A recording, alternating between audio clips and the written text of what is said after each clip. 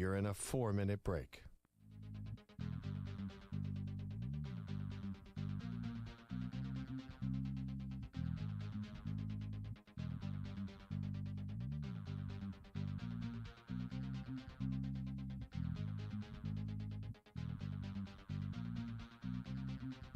Three minutes remaining.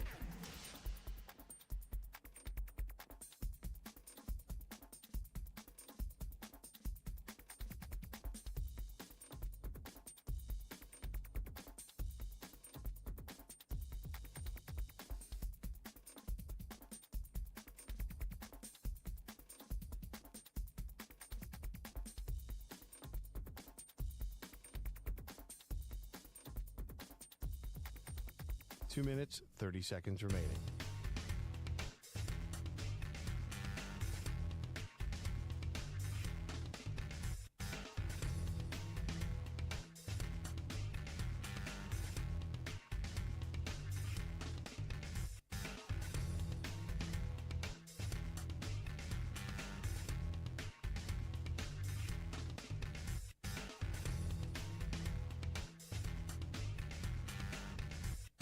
Two minutes remaining.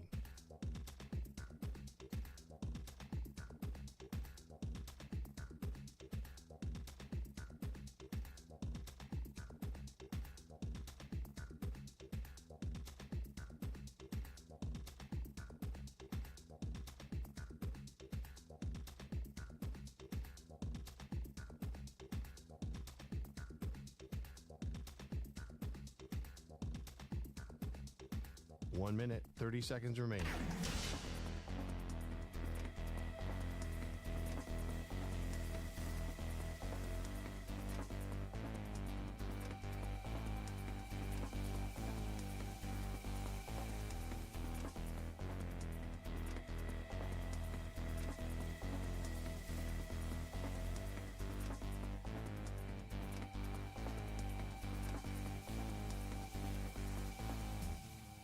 One minute remaining.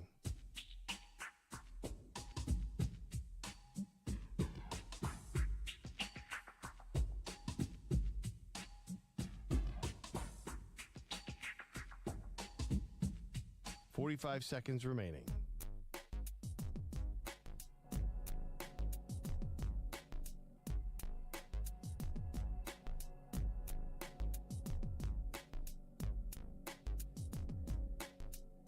Seconds remaining.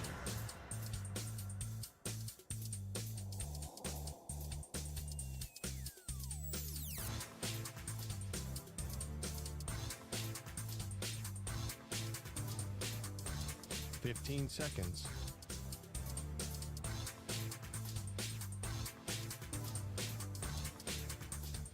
Break ends in 5 seconds.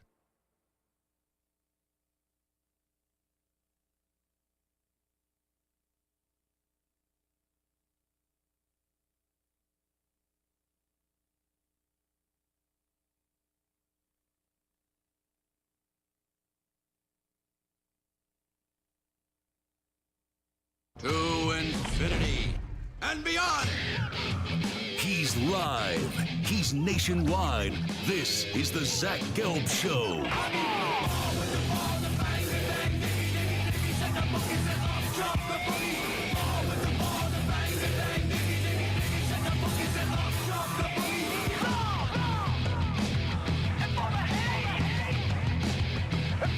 Here's your host, Zach Gelb.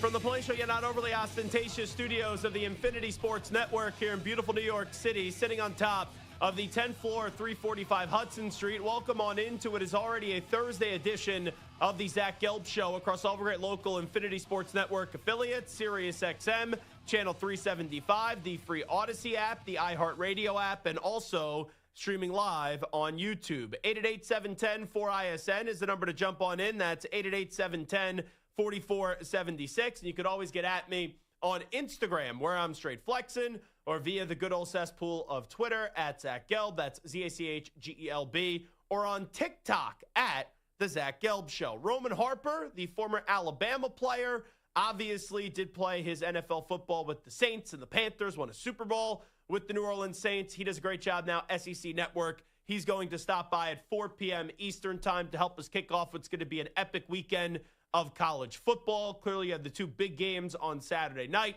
that do feature Alabama and Georgia, and then also Penn State and Oregon in Happy Valley. So we're looking forward to that conversation. I got to start the show, though, with the coach whom I don't know if it's underrated that he's on the hot seat, but it's a coach that doesn't get talked about as much, and he should be on the hot seat a lot more than maybe what he is on the national scale. Like locally, if you live in Atlanta, I don't think you feel that good about Raheem Morris. But nationally, we don't really talk about Raheem Morris the same way as we slaughtered Mike McDaniel, or the way that we have dissected and picked apart Brian Daboll, or even to some extent, because, right, Brian Callahan's in his second season as a head coach, Raheem Morris is in his second season as a head coach, even as we have with Brian Callahan with the Tennessee Titans. So you look at the Atlanta Falcons, they have talent. I'm not sitting here and telling you Atlanta is a great team, but there's no reason why Atlanta, at bare minimum, shouldn't be a 9-8 or a 10-7 football team. When you have a Drake London, when you have a Bijan Robinson, when you use the 8th overall pick in a draft 2 years ago on Michael Penix Jr., and you have some solid names on the defensive side of the ball, starting with Jesse Bates and the guys that you drafted this past year. So I look at this Falcons team, and you saw what transpired last weekend. It's inexcusable. All right, you lose to the Tampa Bay Buccaneers in week 1. You had a kicking issue. That happens.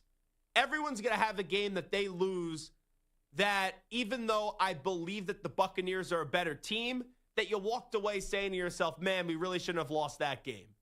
And to their credit, right, it hasn't been all ugly, but they bounced back and they made J.J. McCarthy, even though it's his second season in the league, but it's his first year as a starter, they made J.J. McCarthy look like a rookie. Their defense was awesome. Their defense ate him alive, and they suffocated what is usually a very talented Minnesota Vikings offense. So here you are with the Atlanta Falcons. They were 1-1 heading into week 3. A game that they felt like they could have and probably should have won up against Tampa Bay, and then a game that they did dominate on Sunday Night Football on a national audience up against the Minnesota Vikings on Sunday Night Football on NBC. But then what happened over the weekend was inexcusable. You can't lay a goose egg to the Carolina Panthers. You can't lose to the Panthers, but if you are going to lose, you can't lose 30-0. Like, maybe you just have an off day and you lose 17-13 or 17-14 or 21-20. But you can't fail to show up against, for the last half decade, one of, if not the worst run organizations in the NFL. You just can't do it. And if I'm an Atlanta Falcons fan, it's getting late early. And the reason I say that is your next 3 opponents, you have the Washington Commanders. We'll see if Jaden Daniels plays this weekend. Then you have the Buffalo Bills on Monday Night Football. And then you're at San Francisco. Now, you do have a bye in between Washington and Buffalo, but your next 3 opponents are Washington, who was in the NFC Championship game last year. Buffalo has been one of the best teams in football for the last half decade, and the San Francisco 49ers, who've also been one of the best teams in football in the last half decade. So there is a chance, and this is what makes the game on Sunday up against the Panthers even more inexcusable. There's a chance that heading into an October 26th matchup against the Miami Dolphins, that this football team, with a plethora and an abundance of talent, is sitting there at 1-5. And honestly, it's probably likely. And even if you want to say, Zach, you're being too harsh, even if you want to say, Zach, you're being too critical, okay, maybe I'm wrong. Maybe it's not going to be 1-5. How much better do you think it's going to be? When I say that the Falcons are playing the Commanders, the Bills, and the 49ers, and that Bills game, I know no one's going to expect them to win, but you have a bye week and then you don't play until Monday Night Football. I'm actually going to that game in Atlanta. I'm going to that game. Yeah, Sam, I didn't tell you. I'm doing the show that Monday, by the way, at 92.9, the game in Atlanta. I'm going to see Deion Dawkins, a college buddy of mine, play for the Buffalo Bills up against the Atlanta Falcons. You know, they say, where's Waldo? Where's Gelbo sometimes? You never know where I'm going to be. If there's an event, 9.5 times out of 10, I'm usually there. But you look at that stretch, those 3 games, even if you say, Zach, come on, they're not going to lose all 3. Do you think they're going to win 2? No. Do you think they're going to win all 3? No. So if you're going to tell me, Zach, you'll be wrong on 1, okay, I'll give it to you. Then they would be 2-4. Is anyone all jacked up and fired up about an Atlanta Falcons team that's either going to be 2-4 or 1-5? So instead of just getting on the radio and being all doom and gloom and just yelling for 15 minutes and telling you how much the Atlanta Falcons are disappointing and how they suck right now, what can change? So let's start with the quarterback. This was Raheem Morris earlier in the week. He was asked, is Michael Penix's job in jeopardy because of the way that they've been playing? I mean, Kirk, lost his job last year, but we're not even close to that moment with Mike. Mike had a bad game. We had a bad day as a team, and it's easy for everybody to pile on, particularly like I told you, the head coach, the coordinator, obviously the quarterback, first in line for the wounds, right? And he's just in line right now. He had a bad game. He'll bounce back. A lot of confidence he'll bounce back, and I can't wait to watch practice today. So I don't think the Falcons should even contemplate benching Michael Penix Jr. You made your bed. Now you got to lie in it. And you better hope that the pillows end up being fluffed. You better hope that the comforter was put on the bed correctly and that the sheets are very comfortable. And you better hope there's not some bed bugs in there. That's what you better hope. Right? You could make a bed and you could lie in it. It could be disgusting. You could also make a bed and lie in it, like how I make a bed, and it's very much enjoyable. Michael Penix has to work out for them. Because if Michael Penix doesn't work out for them by the end of the season, if I'm Arthur Blank, who tends to be very patient with head coaches and GMs, why would I continue to employ either Terry Fontenot or Raheem Morris? I'll just ask that question. But even though what the Falcons did was like all over the place, where you give Kirk that contract, then you draft a quarterback 8th overall, then you bench him by the end of last season, Kirk Cousins, and you go to Michael Penix Jr., the toothpaste is already out of the tube. You've already gone to the youngster. And don't give me this crap, oh, well, last year, the Panthers, they sat down Bryce Young, and then he played better at the end of the season. No. You're not doing that here with Michael Penix Jr. Not every situation is the same. But I saw something when I went back and watched the game between the Falcons and the Carolina Panthers. And there's something that happened where it just triggers a memory in your draft analysis. And when I viewed Michael Penix Jr., I was concerned about 2 things. Number 1 was his health. Because you look at the health of Michael Penix Jr., he was healthy at Washington. But before that, he had a litany of injuries when he was the quarterback at Indiana. So health was a concern.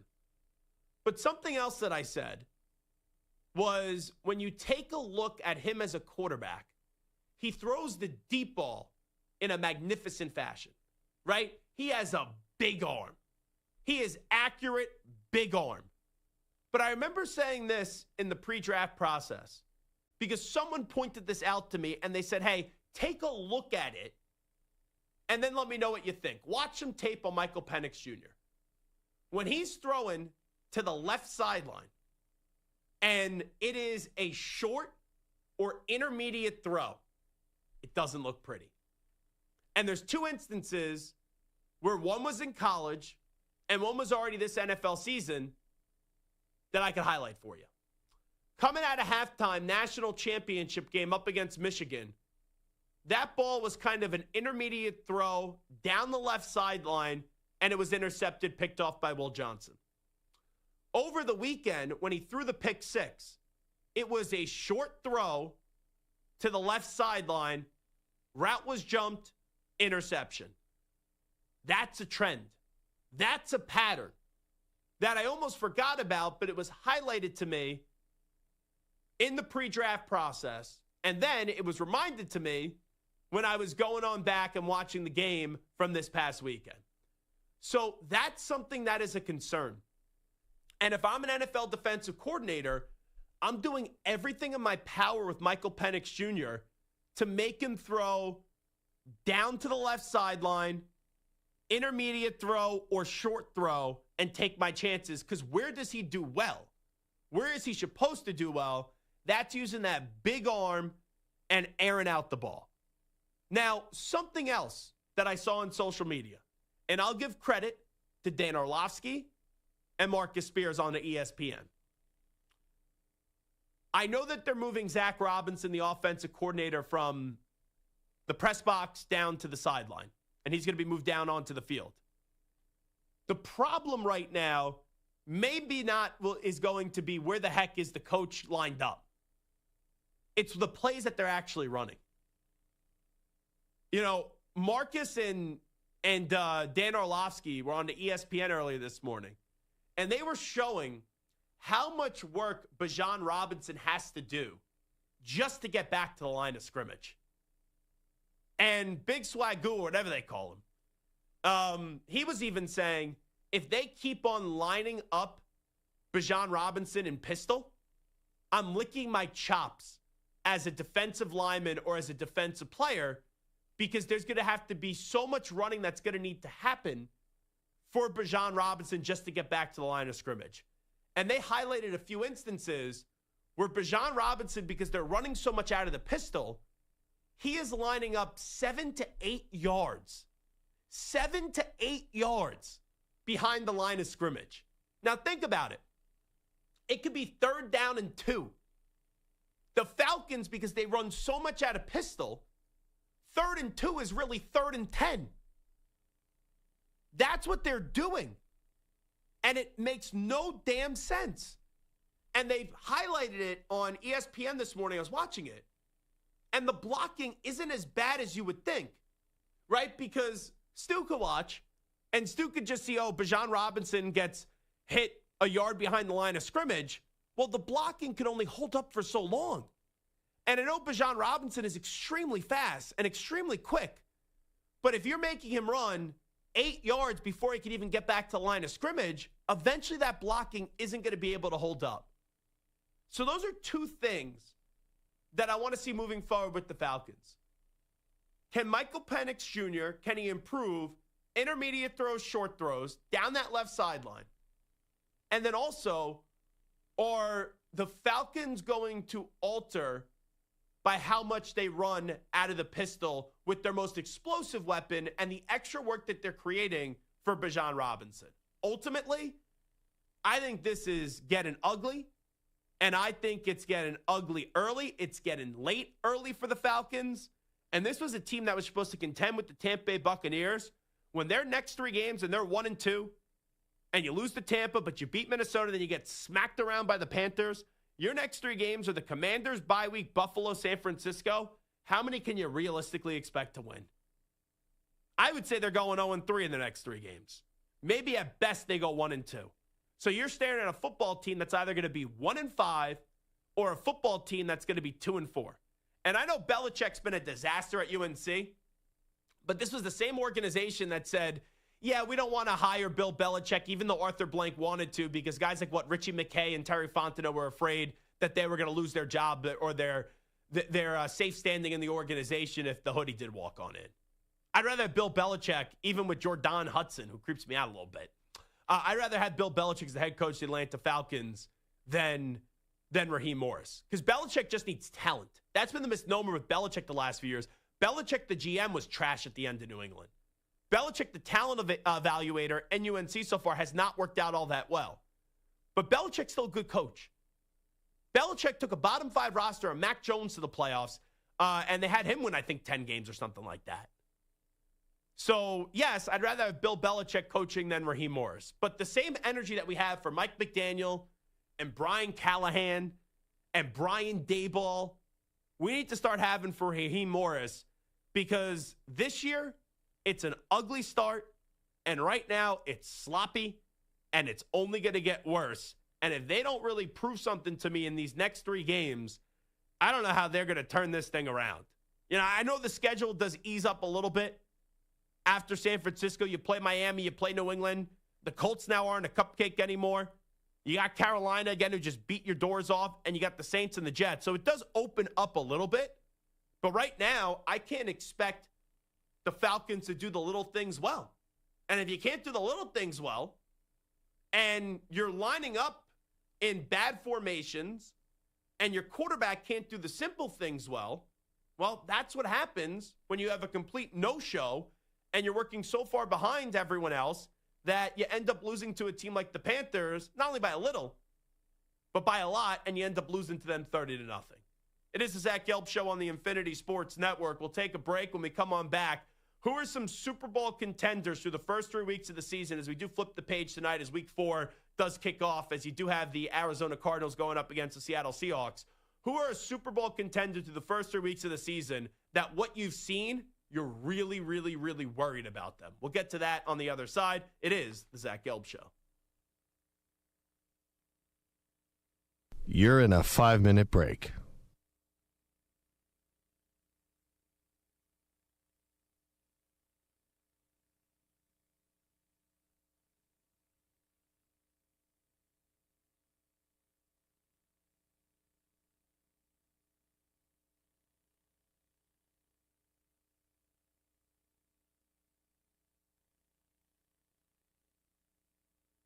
Four minutes, 30 seconds remaining.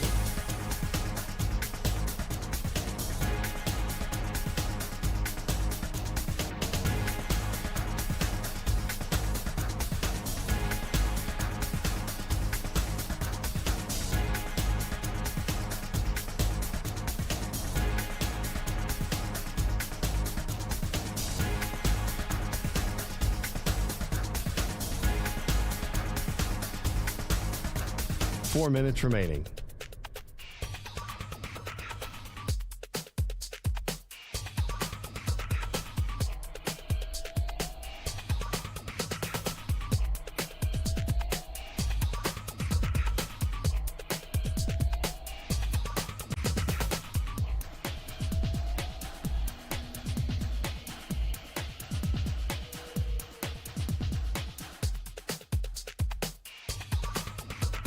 Three minutes, 30 seconds remaining.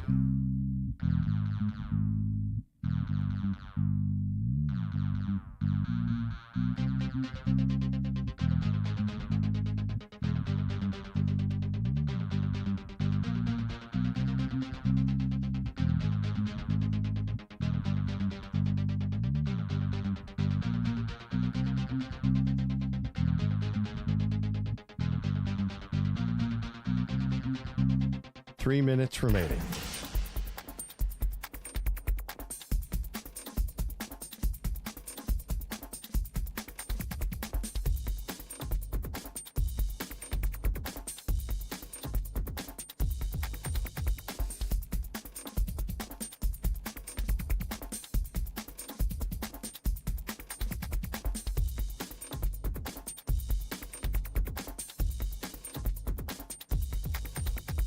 Two minutes, 30 seconds remaining.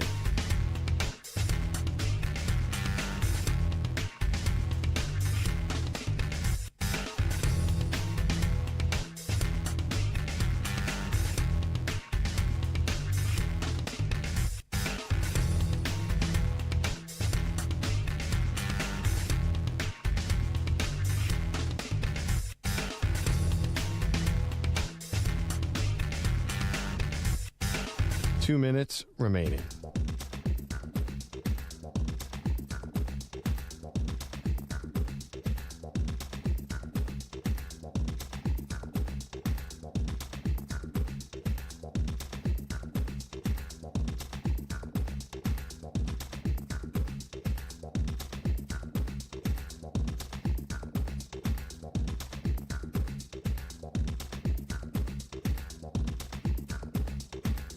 One minute, 30 seconds remaining.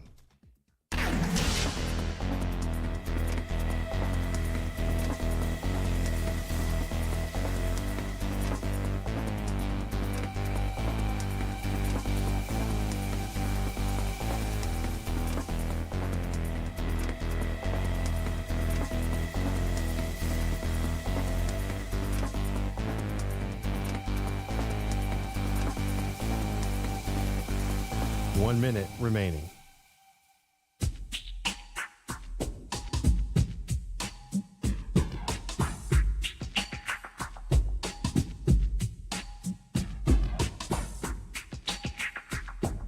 45 seconds remaining.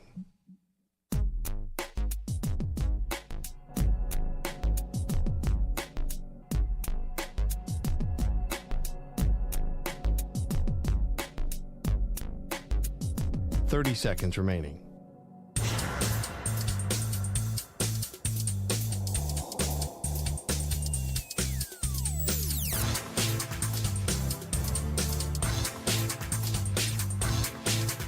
15 seconds.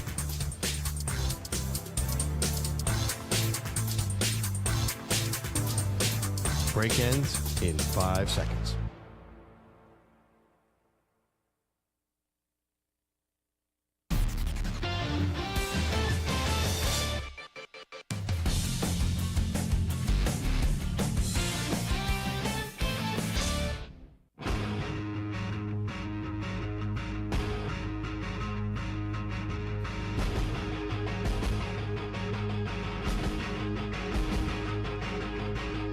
Welcome back to the Zach Gelb Show on the Infinity Sports Network. All righty, week 4 is here. It kicks off tonight, Seattle at Arizona. You do have on Sunday the Minnesota Vikings in Dublin as they're going up against the Pittsburgh Steelers, the Commanders at the Falcons, the Saints at the Bills, the Browns at the Lions, the Carolina Panthers at the New England Patriots, the Chargers at the Giants. Jackson Dart will be making his first NFL start. You do have a very good matchup.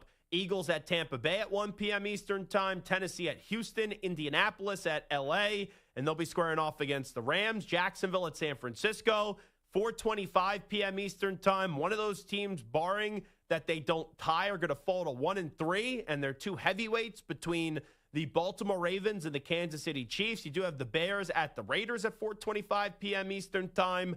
The Green Bay Packers at the Cowboys, Sunday Night Football on NBC. You can also listen to the game on the Compass Media Network, so you hear me do the studio hosting.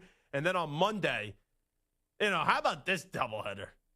Jets at the Dolphins, PU, and then the Bengals at the Broncos. Don't like either one of those. So if Mondays do, you got to do something for your honey or something like that. And you want to give up a Monday Night Football, I think this could actually be the week where you give up a Monday Night Football with the Jets at the Dolphins and the Bengals at the Broncos. That's ugly. I might just go to bed early, honestly. Yeah, you could do that. Where's, by the way, I saw some Instagram posts you made about 2 weeks ago. It was a story. And I think the place was around here. You went to some Chinese food place that looked absolutely delicious. And I like General Tso's chicken. You posted the General Tso's chicken. I haven't had Chinese food in a while. And, it's football season. Sunday night, to me, in football season, that's my favorite football food on Sunday Night Football. It's Chinese food. Give me some pork fried dumplings. Give me some, egg rolls, General Tso's chicken, maybe like even a little fried rice or lo mein or something like that. Wonton soup, especially when we get to cold and flu season, too. I'm never upset with the little wonton soup, especially with how much talking I have to do in football season. Tea and soup is always usually good for me. But where did you go get Chinese food? Because 2 weeks ago you posted that, and that looks scrumptious, my friend. Yeah, it's called Chow House. It is on Bleecker Street. It is like a 7 or 8 minute walk from here. It is very good. The General Tso's is to die for, honestly. Yeah? It has like a crispiness on the outside. It's all white meat, chicken. The sauce is maybe like a little brighter, a little spicier than the... Yeah, but it's weird to say it was a funky-looking sauce, but I mean that in a good way. Yeah, it had that... Like, when I like wings, I like my wings to have obviously orange because of the buffalo sauce, but like a little yellow hint to it. Yeah. And that's what it kind of looked like with your General Tso's chicken. For a second, I thought they were boneless wings, and I almost had a heart attack on the spot. Right. I was about to text you, hey... here's your 2 weeks notice. We are firing you. We'll let you work for 2 more weeks, and that would be that. But that's called the Chow House? Chow House, yes. Oh, wow. How'd you find that? It's just honestly, walking around here? I think we just Googled or something. Best General Tso's. Google me. Best General Tso's in New York City, and I think it came up as one of the best ones. So we tried a couple years ago. We've been there like 5 times. All right, so the biggest game of the football weekend, I think we would all agree it's Ravens at Chiefs. From a national perspective, Packers and Cowboys, there's intrigue because of Micah. But once the game is underway, it's not as important as Ravens and the Kansas City Chiefs. Eagles in Tampa Bay would probably be the second best game. I'm curious as well, early on Sunday morning, Vikings and Steelers, and I think this could be an ugly one for Aaron Rodgers just with the way that Vikings defense does hit. But you look at it, Ravens and Chiefs, what makes it so intriguing is not just because it's the Ravens and the Chiefs and they've been two of the better teams in the NFL for the last half decade, but one of these teams, barring a tie, are going to be 1-3. They're 1-2, the Baltimore Ravens, where they fumbled away. Derrick Henry fumbled away a game up against Buffalo. They fumbled away a game up against Detroit Lions. And the Kansas City Chiefs, and they lose to the Chargers, they lose to the Eagles, and then your one win, your lone win, whip-de-damn-do, is up against the New York Giants, where it wasn't as if that offense looked all that spectacular. So going into the year, right, you evaluate a team as a Super Bowl contender.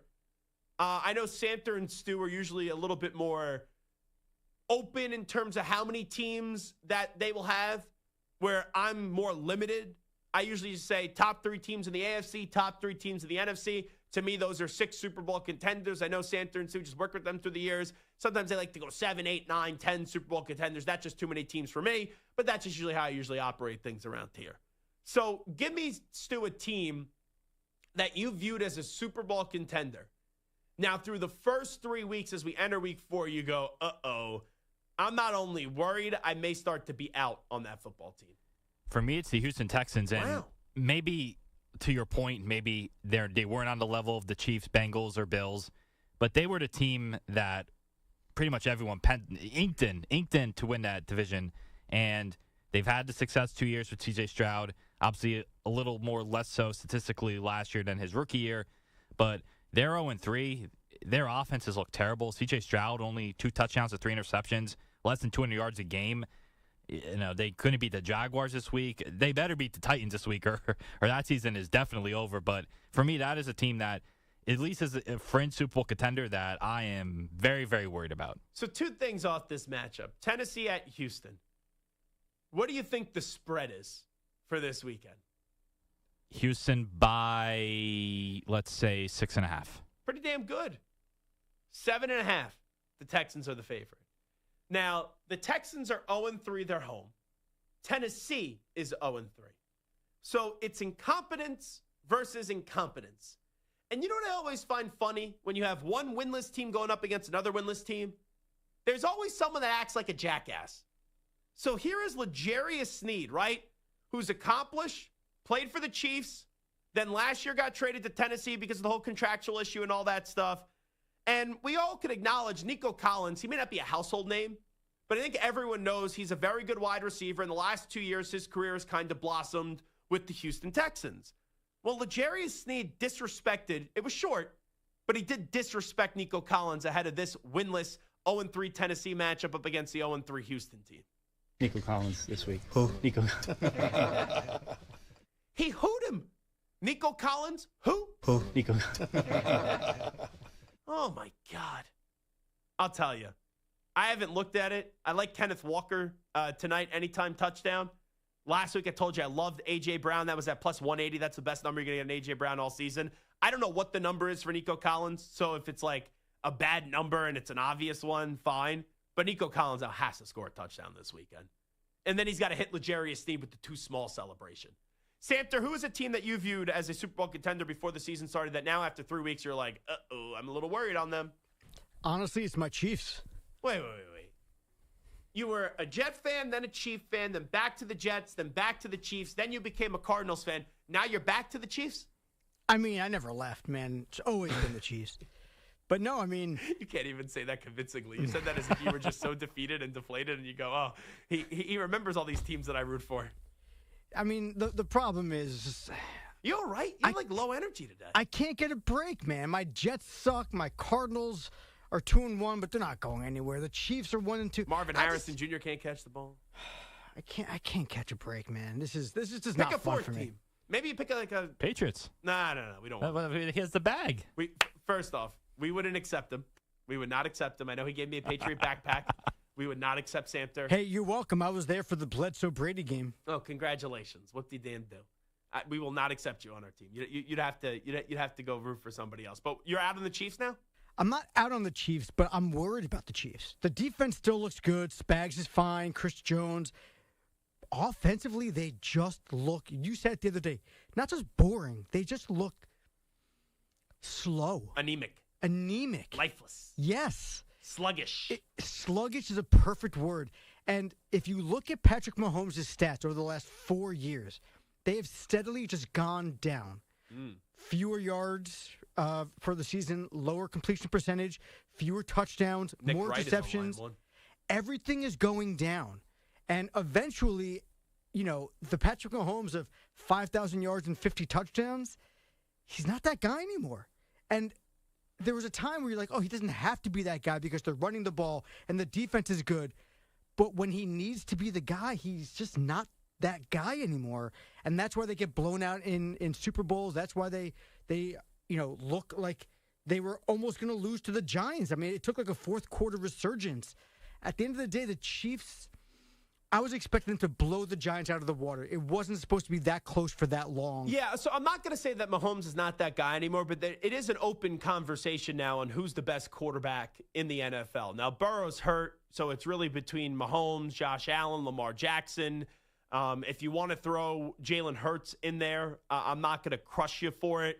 But I do think this year the conversation is who's the best quarterback in the NFL, and we really center that around Mahomes, Lamar, and Josh Allen. The thing with Mahomes is he needs help, and it's no secret. No great quarterback, I don't care if you even laugh and you think you want to get, no great quarterback wants to get hit. We saw it with Brady. When Brady got hit, that's when they lost. When Mahomes gets hit, that's when they lost. And they were able to still win without Tyreek Hill. But they've never got another weapon there, and Kelsey's now slowed down. And I know that they've tried, right? Rashee Rice has the suspension. Xavier Worthy, I think he's back, this week. But they just haven't ever solidified another weapon, and Kelsey is slowing down. So I still think the Chiefs are going to make the playoffs. But if I'm concerned, if I'm a Chiefs fan, I'm saying, oh, wow, the Chargers are legit. Like, the Chargers are 3-0. They beat us. They can win the division. And we may be having to play on Wild Card Weekend, and we may have to, go on the road, which they've proved before they go on the road and win in the postseason. But it's more of an uphill battle than what it's going to be in recent years, and they probably should lose this game this weekend. Like, the Ravens should win. With that being said, the Ravens are my team that I'm most concerned about. Now, I know the Ravens will probably win the AFC North. You don't believe in the Browns. I don't believe in the Bengals. The Steelers, I don't know if Aaron Rodgers is going to make it through the season. So the Ravens will be in the playoffs, but it's about winning a Super Bowl. And that defense right now is not Super Bowl legit. Derrick Henry's fumbling the football. And Lamar Jackson and John Harbaugh, whoever you want to put more of the blame on, they don't win big games. So I'm looking at the Ravens. I think they're going to be good. But the goal's not to be good. The goal's to be great. The goal's to be elite. The goal's to be a Super Bowl winning team. And mainly because of that defense and just something happens in those big games, whether it's Henry fumbling it, Mark Andrews dropping the ball last year, earlier on, Lamar Jackson, the offense, just not showing up against Buffalo a few years ago, or up against up against Kansas City at home in an AFC Championship game. They just don't win those big games, and that defense has a lot of problems. All right, it is the Zach Gelb Show on the Infinity Sports Network. We'll take a break. When we come on back, we'll get to a news brief, and there is a beer debate. Yes, a cerveza debate based off what did transpire in one of the audio clips that we'll play for you in this news brief. So update some of the biggest stories in the world of sports with some audio when we come on back. Roman Harper going to join us at the top of the hour at 4 p.m. Eastern time. But let's get an update in first. Here's the Act Man, Rich Ackerman. Infinity Sports Network Sports Flash. And this report is brought to you by Advantage Gold. Defense wins football games. The same could be true when it comes to protecting your retirement. Learn more about Advantage Gold today. Text GOLD to 85545 now and request your free gold investment kit. Visit AdvantageGold.com for terms. Message and data rates may apply. Week 4 of the NFL season opens tonight with the Cardinals hosting the Seahawks. Arizona is coming off its first loss, losing in San Francisco as time expired. Now head coach Jonathan Gannon has a lot to clean up on a short week. A lot of challenges of this week, playing, like I said, in 3 days now. A lot of variables that go into that. We have to handle those things the right way to get ready to go win a football game at home against a really good team. Seattle has won 7 straight against the Cards. Baseball this afternoon, the Reds, a game back in the wild card race, lead the Pirates 2-0 in the bottom of the sixth. The Mets will take on the Cubs later at Wrigley, and the Diamondbacks also a game back face the Dodgers shortly. The Rays lead the Orioles 5-2 top 8. It's the Twins 1, Rangers 0 in the bottom of the fourth, and the Astros and A's are just underway. I'm Rich Ackerman. Hey, like us on Facebook. Our handle is INF Sportsnet. That's INF Sportsnet for our Facebook page. This is the Infinity Sports Network.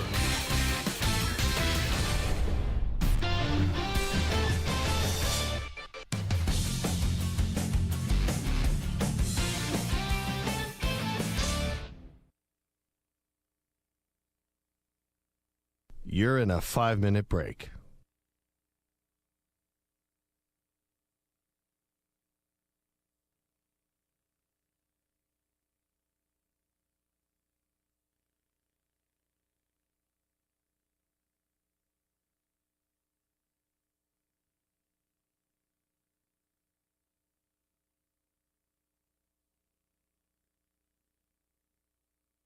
Four minutes, 30 seconds remaining.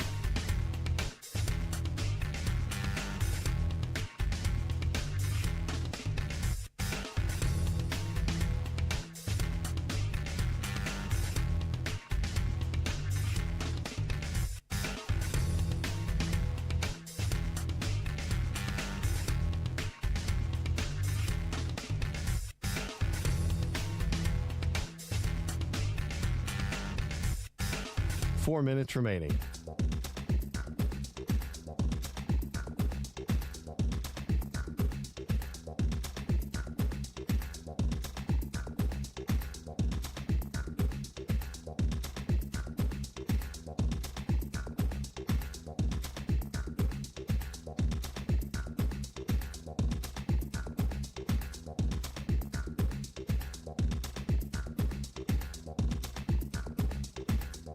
Three minutes, 30 seconds remaining.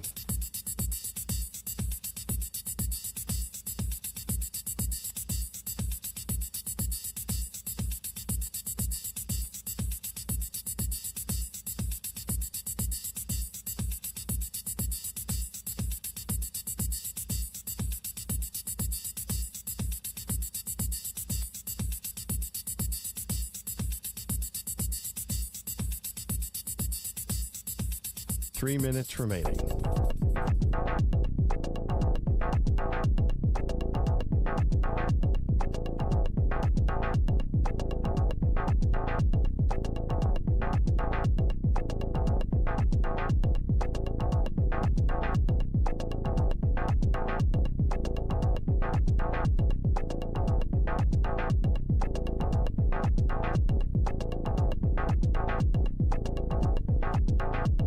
Two minutes, 30 seconds remaining.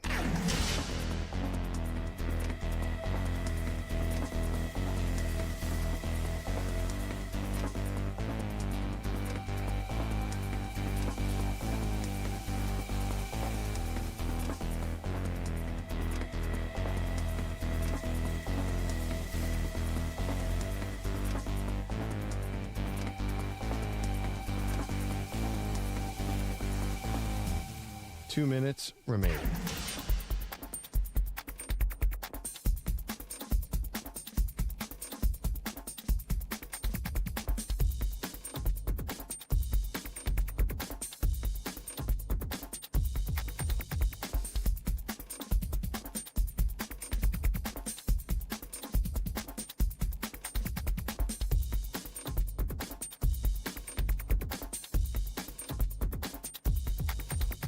One minute, 30 seconds remaining.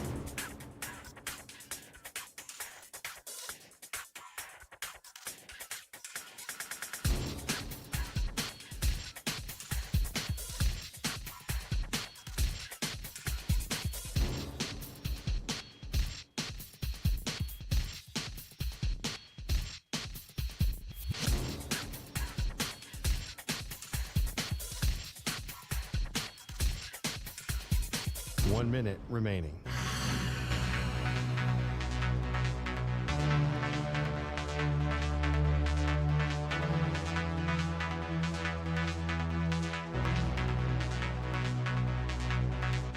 45 seconds remaining.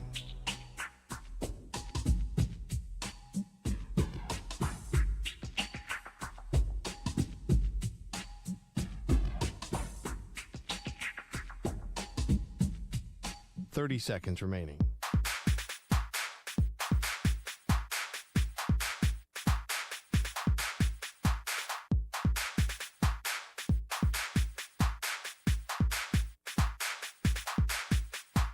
Seconds.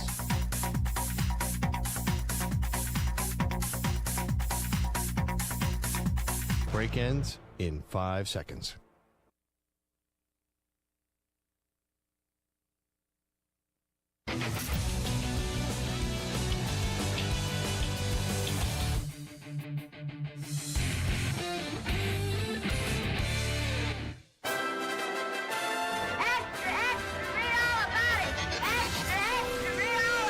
Time for your daily news brief. We get you caught up on the rumors, reports, and reconnaissance from the day in sports. This portion of the show is sponsored by the all-new Hyundai Palisade Hybrid. Learn how it's so much more than just another SUV at HyundaiUSA.com.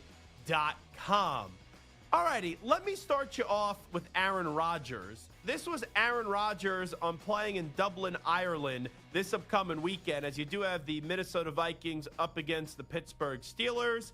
This is the quarterback of the Pittsburgh Steelers. What are you looking forward to about going over to Ireland this week? Guinness. Guinness on tap is my favorite beer in the world. I don't really drink beer. You had said the team that drinks together, wins together. Yeah. Have you tried to incorporate that more? I'm not going to tell you that.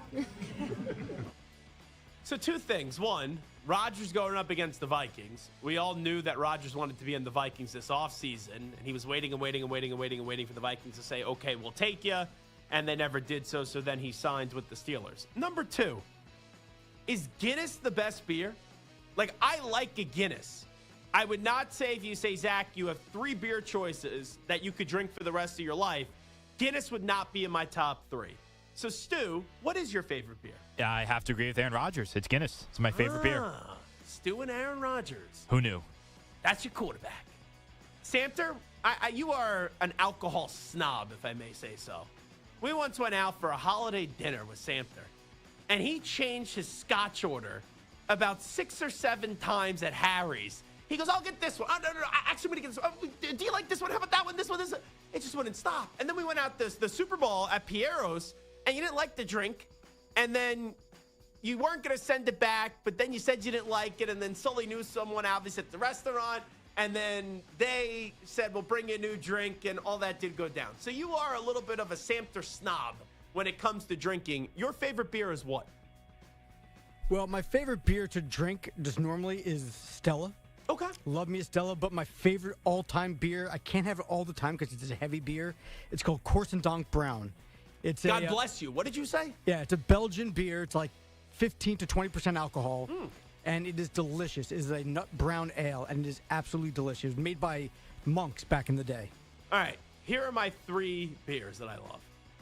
Number 1, I think the most refreshing beer I've ever had is a Spotted Cow from Wisconsin.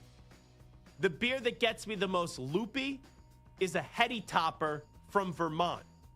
And then I just think the most reliable beer, the beer that I enjoy it, it's always good when I get my hands on a Yingling. Those are my 3. Spotted Cow, most refreshing. Heady Topper, does the job the best and gets me loopy rather quickly. And then if I could just have a very enjoyable beer, I enjoy Yingling. The Yinger is pretty good. The Yingling? Yeah, the problem with Yingling is that they don't distribute past, like, I think the Mississippi River or something. So when I lived in Arizona, you couldn't get Yingling. They don't go past, like, the Midwest. So it was very disappointing when I lived there for 7 years, no Yingling. I feel like that's like usually a PA beer, a Yingling. Yeah, it's really PA, like, kind of the northeast corridor. New York has it. Maryland will have it. But, like, anything west of the Mississippi, you just don't get. All righty, so there's Aaron Rodgers. He did spark a little beer conversation with us. Let's go to Micah Parsons. This was his reaction as it was made clear he is not getting a tribute video on Sunday night when he returns to Jerry's World. there's a lot of things I can consider disrespectful throughout this process, but I wouldn't say the tribute is one of them. I would say, I just think, there's hard feelings maybe there for them, but, for me, I'm happy where I'm at, and we got a really good football team, so I guess I can live you my tribute and a win, I hope. I don't have a problem with them not giving him a tribute video. I feel like Jerry Jones just can't do it because of how ugly that got at the end, and I don't think Jerry Jones looks well in this situation. So are you going to give the guy a tribute video, and then maybe the fans are going to applaud him, or it turns into the Luka Doncic tribute video where it's such an emotional scene and everyone's just sitting there saying, why the heck did we trade this generational type of talent that Micah Parsons is? So the Dallas Cowboys are going to be without CeeDee Lamb. They're also going to be without their offensive lineman Booker. Brian Schottenheimer on facing the Packers without those two players. It's hard to replace CD, but injuries are part of the game, and they're probably going to be out there tackle, and so you lose players, and next man up, you move up, and the one thing it's never can be and never will be is an excuse. We're good enough to beat the Packers without CD and Book and the guys that we could be missing, but the only way you do that is if you play well and you execute. I have no problem with what he said. What is he supposed to say? Yeah, we're without our star wide receiver and one of our good offensive linemen, so we're going to get slaughtered and we suck. Of course he's going to sit there and say, I'm confident that we could win without those guys. There's a road to victory still. And anything could happen on any given Sunday, but I'd be very surprised if we're coming in here on Monday and we're talking about a Dallas Cowboys victory. Let's go to Sam Darnold. They do kick off week 4 of the NFL season tonight in Arizona in the desert up against the Cardinals. Sam Darnold, I think they're a 1.5-point favorite actually on the road tonight. He has praise for this Cardinals defense. That defense to be able to, do what they do and be able to play various defenses, pressuring the quarterback the way that they do and mixing it up the way that they do. Again, it's impressive stuff, and we're just going to prepare and do the best that we can to put ourselves in a good position on Thursday night. We go from the Seahawks quarterback to the Arizona Cardinals quarterback. Here is Kyler Murray. I'm playing on a short week after the San Francisco 49ers game.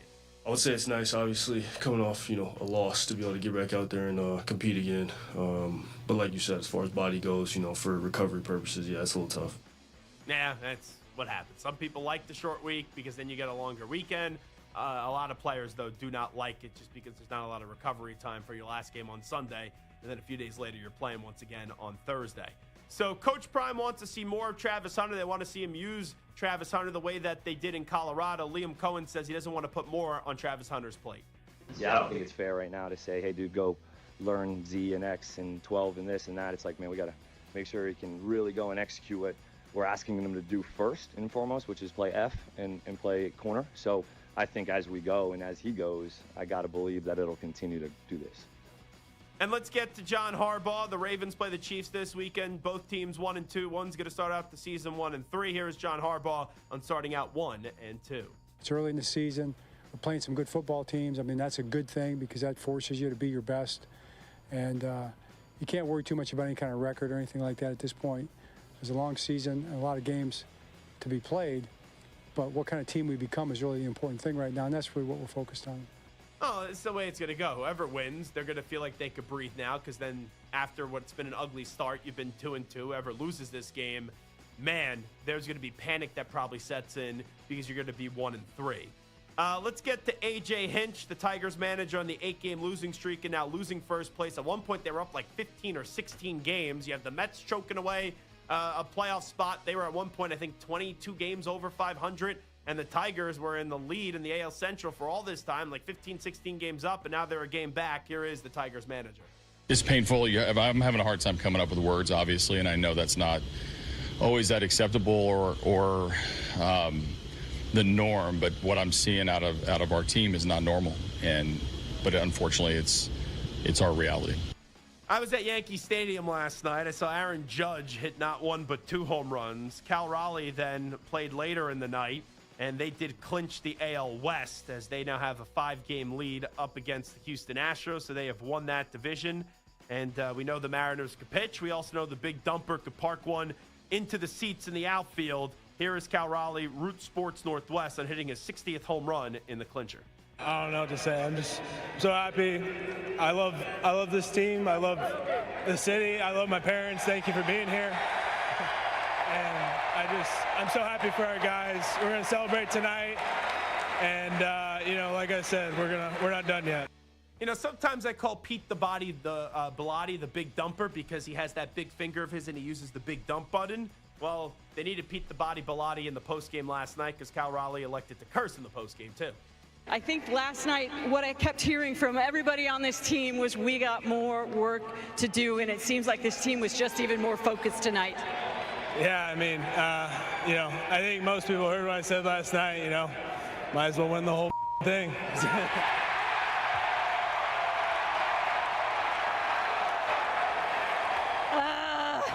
All right, Aaron, back up to you. Naughty Cal, naughty Cal.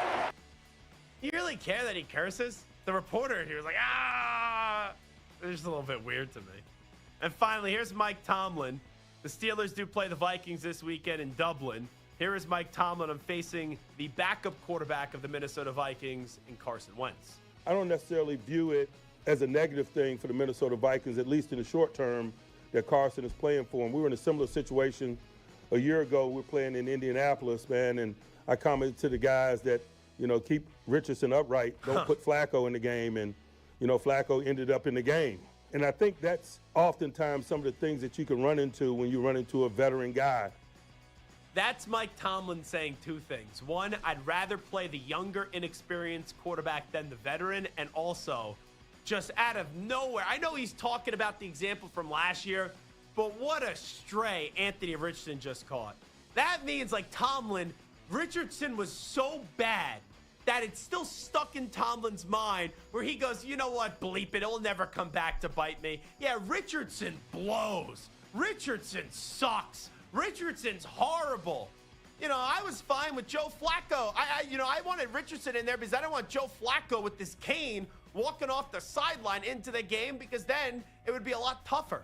Oh, my God. That guy's career is over, Anthony. How do you? I know you bench right now, and Daniel Jones is playing great, but how do you recover after a shot like that from Mike T?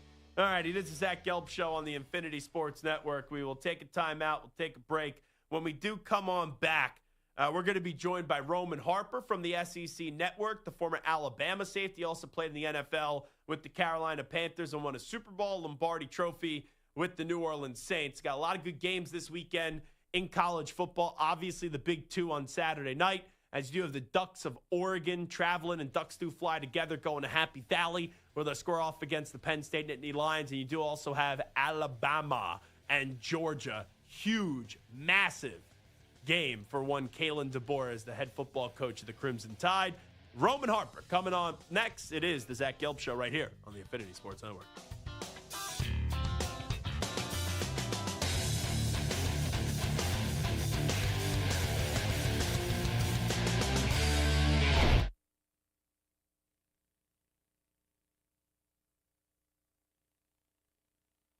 You're in a 5-minute break.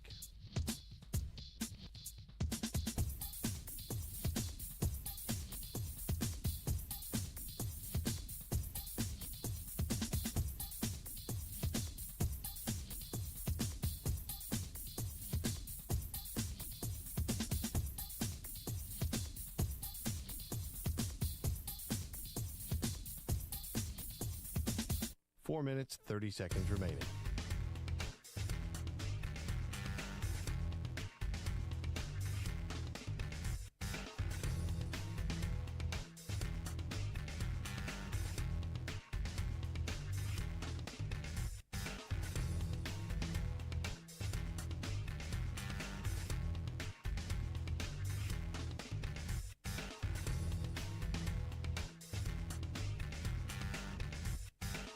Four minutes remaining.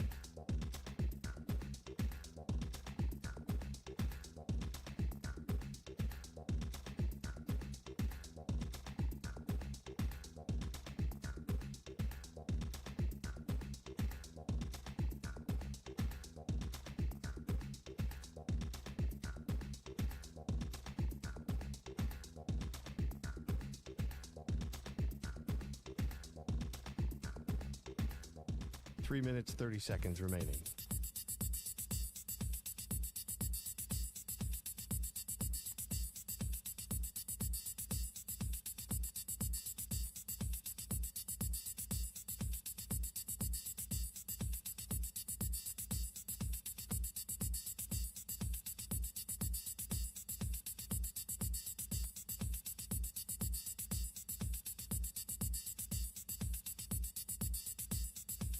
Three minutes remaining.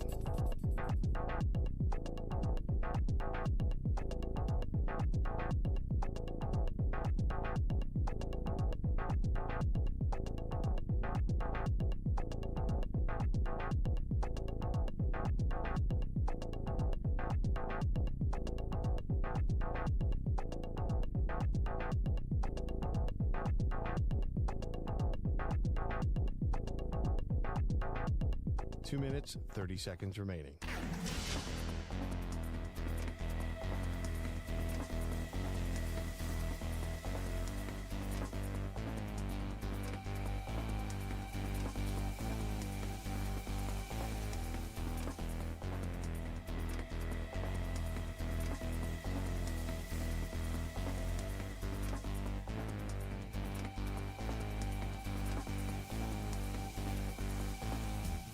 Two minutes remaining.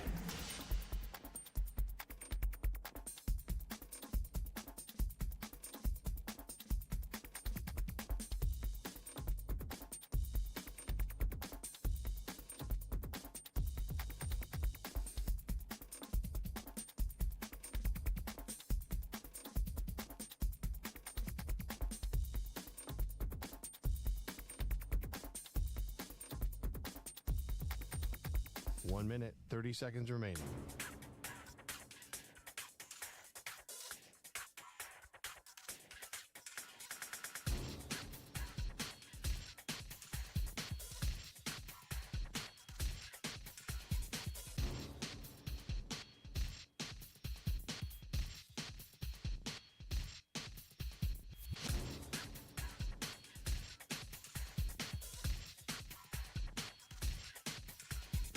One minute remaining.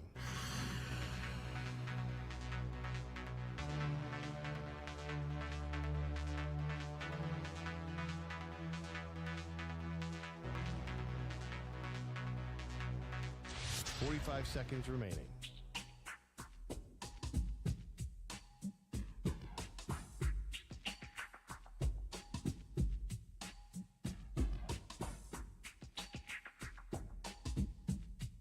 Thirty seconds remaining.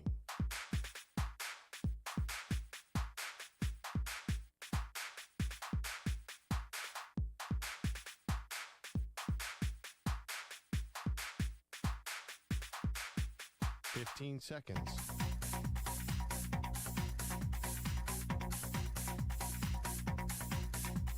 Break ends in 5 seconds.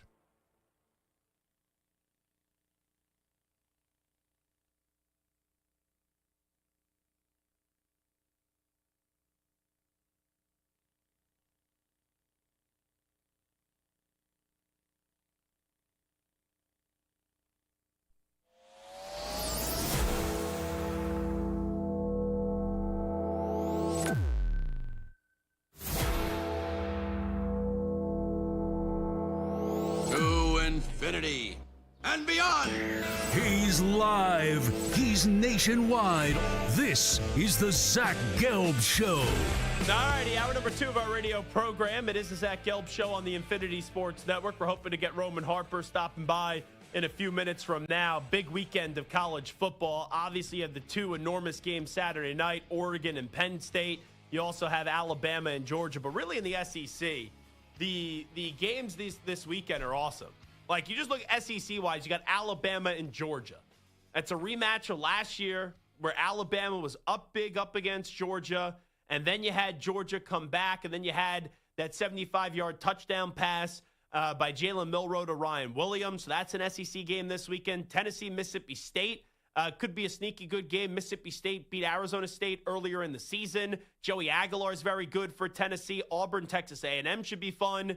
LSU, can they get better on the offensive side of the ball? And Ole Miss, we'll see who's going to be starting for them at quarterback this upcoming weekend. So you look around the slate in the SEC, you got a lot of good games this weekend. And we'll also see if Arkansas can cause a little problem for Notre Dame. Notre Dame started off the year 0-2. Sure, they got a win last week, and they picked up one in the win column. But that's a Notre Dame team that you just don't know which Notre Dame team is going to show up each and every week. And Notre Dame knows what they need to do from here on out after 2 losses as they open up the year with the loss to Miami, and then they opened up with that loss to A&M. Notre Dame is now going to have to run the table here. And you look at this Notre Dame schedule, you have Arkansas, you got Boise State, you got NC State, you got USC, Boston College, Navy, Pitt, Syracuse, and Stanford. So that's what's on the line here for the Notre Dame Fighting Irish, and they got to go, through the rest of the season unscathed, and they can't afford to pick up one more loss. So we'll get Roman Harper on in just a second. Oh, no, he's ready right now. From the SEC Network, the former Alabama safety, obviously did play in the NFL with the Carolina Panthers, won a Super Bowl with the New Orleans Saints, and now does a kick-ass job in the SEC Network, our guy, Roman Harper. Roman, how you been, my friend? Zach, man, I'm good, bro. I can't complain, dude. Just dadding my tail off over here. Can't even complain. I'm actually folding laundry as we speak. I just want to let everybody know this is the type of stuff I do when I'm not on TV. Now, here's the thing. You make still enough money. Very active. Hold active. on. You made enough money in the NFL. You make a lot of money at the SEC Network. I know you got a good agent. You don't have a maid? You don't have someone that's folding the clothes now? Come on. Well, we have a cleaner, but, I'm not going to make her do all this, too. This is stuff that if my dad can do it, I can do it. I know how to do it. It needs to get done. So laundry day before I leave town is usually my expertise. So I grind it out, I got upstairs washer and dryer, downstairs washer and dryer. I just want everybody to know, this is the hustle, bro. This is, it takes more than me just showing up on Saturdays with a smile. This is what I do. So air out the dirty laundry for us. Alabama, Georgia. Where's your confidence with Kalen DeBoer and Ty Simpson going into this one? Honestly, it's a great opportunity that for, how does Alabama respond when they get punched first or punched back, right? That has been the one thing that is Alabama. Have they been able to answer the bell? I can't say they have always been able to do that. And so when they punched Florida State punched back, they didn't respond. Last year, they punched Georgia. Georgia punched back. They kind of it's almost like Georgia ran out of time in that game last year. So it's going to be really, really interesting because I know this game could spin 1,000 different ways with all the emotions going into it. As great as Kirby Smart has been, the one thing that everybody knows, including all the Georgia fans that are literally all telling each other, we can win this game. This is the one we got to have. But deep down inside, they know. It's like when I was in high school, all of a sudden I've been lifting weights and my older brother is like, I think I can take him. But at the end of the day, you still got to take him. And it takes a second to start to believe, or you actually got to do it because I still haven't beat my older brother up. So, it's just one of those things that until you do it, you just truly don't know. In Alabama, I hope they walk into this stadium full of confidence, chin up, shoulders back, understanding that beating Georgia is just what we do, but you cannot waver faith. It's not going to be pretty. It's not going to be perfect. But when it gets dark, are you willing to take Georgia to a dark place that they don't want to go to at the end of the day? You have to be willing to go that far if you're Alabama, because understand this is going to be a road environment that you haven't felt in a long time. A lot of these kids have never felt it. And so it's going to be really, really interesting because I know how much Georgia and their fans want this game, and I know how much Alabama needs this game, especially for Kalen DeBoer to continue to supplant himself as the Alabama head football coach. If Alabama does lose the game and Georgia and Gunnar Stockton have their moment and they get the revenge, Georgia, from last year when Carson Beck was their quarterback, what's the conversation on Sunday and Monday about Kalen DeBoer now in his second year at Alabama if the Crimson Tide lose this one? Well, it depends on how they lose. Zach, how do they look in that loss? I think that matters too. If it's a close game, I don't think it's anything about, Kalen DeBoer and this Alabama program. I think it's the conversations that Georgia's still the standard, that the standard in the SEC, all the movement, all the teams coming in, Oklahoma, Texas, big brands, Georgia's still the standard. They didn't win they won the SEC tournament conference last year. after winning the conference championship, after going on the road and beating Texas, and then beating them again in the SEC championship game. And then also that the one thing that they have not been able to do, they actually avenge that now. So, like, maybe Georgia, even when we think Georgia is down and out, they don't look the same. They found ways to win versus Tennessee in a different manner in which we're naturally used to seeing them play a game in. And then on top of that, now they get over the true hump, which is Alabama, the thing that the real Achilles heel for Georgia, which is can they beat Alabama? I think, what is the record? It's like they've lost like 3 or 4 games to everybody and then 1-9 versus Alabama. Like it's crazy banana stats that are going on. And so, trust me, everybody feels it, but that to me will be the conversation side. Roman Harper here with us. LSU Ole Miss, I guess we'll see who's going to play a quarterback for Ole Miss. And Trinidad Chambliss. I think they said Trinidad Chambliss already announced. Okay. Yeah, I saw that Kiffin, that's where it was looking, but he wouldn't actually say who it was. So you look at LSU, their offense, their defense is great. Their offense has some problems. How do you think that game's going to play out coming up on Saturday, LSU and Ole Miss? You know, I think it goes back to exactly what, look, LSU's struggling running the football. And the same can be said about Alabama, right? Alabama's not running the football well from the running back position. But the biggest difference is Alabama's offense is explosive. They still make big plays down the field, chunk plays. So as long as your offense is explosive, you're not going to have anybody complaining. LSU's lacking explosive plays, and they're lacking a run game. And so most people correlate, well, if I can run the football, then I can get play action and get big passes. So they got to figure that part out. And Brian Kelly has been talking about it. This is not something he shied away from. He knows it. He's trying to do everything he can to get it all going in the right direction because he knows if they don't, it's going to cost them a game ultimately. A game that they should lose, they are going to lose. And it could very easily happen this weekend.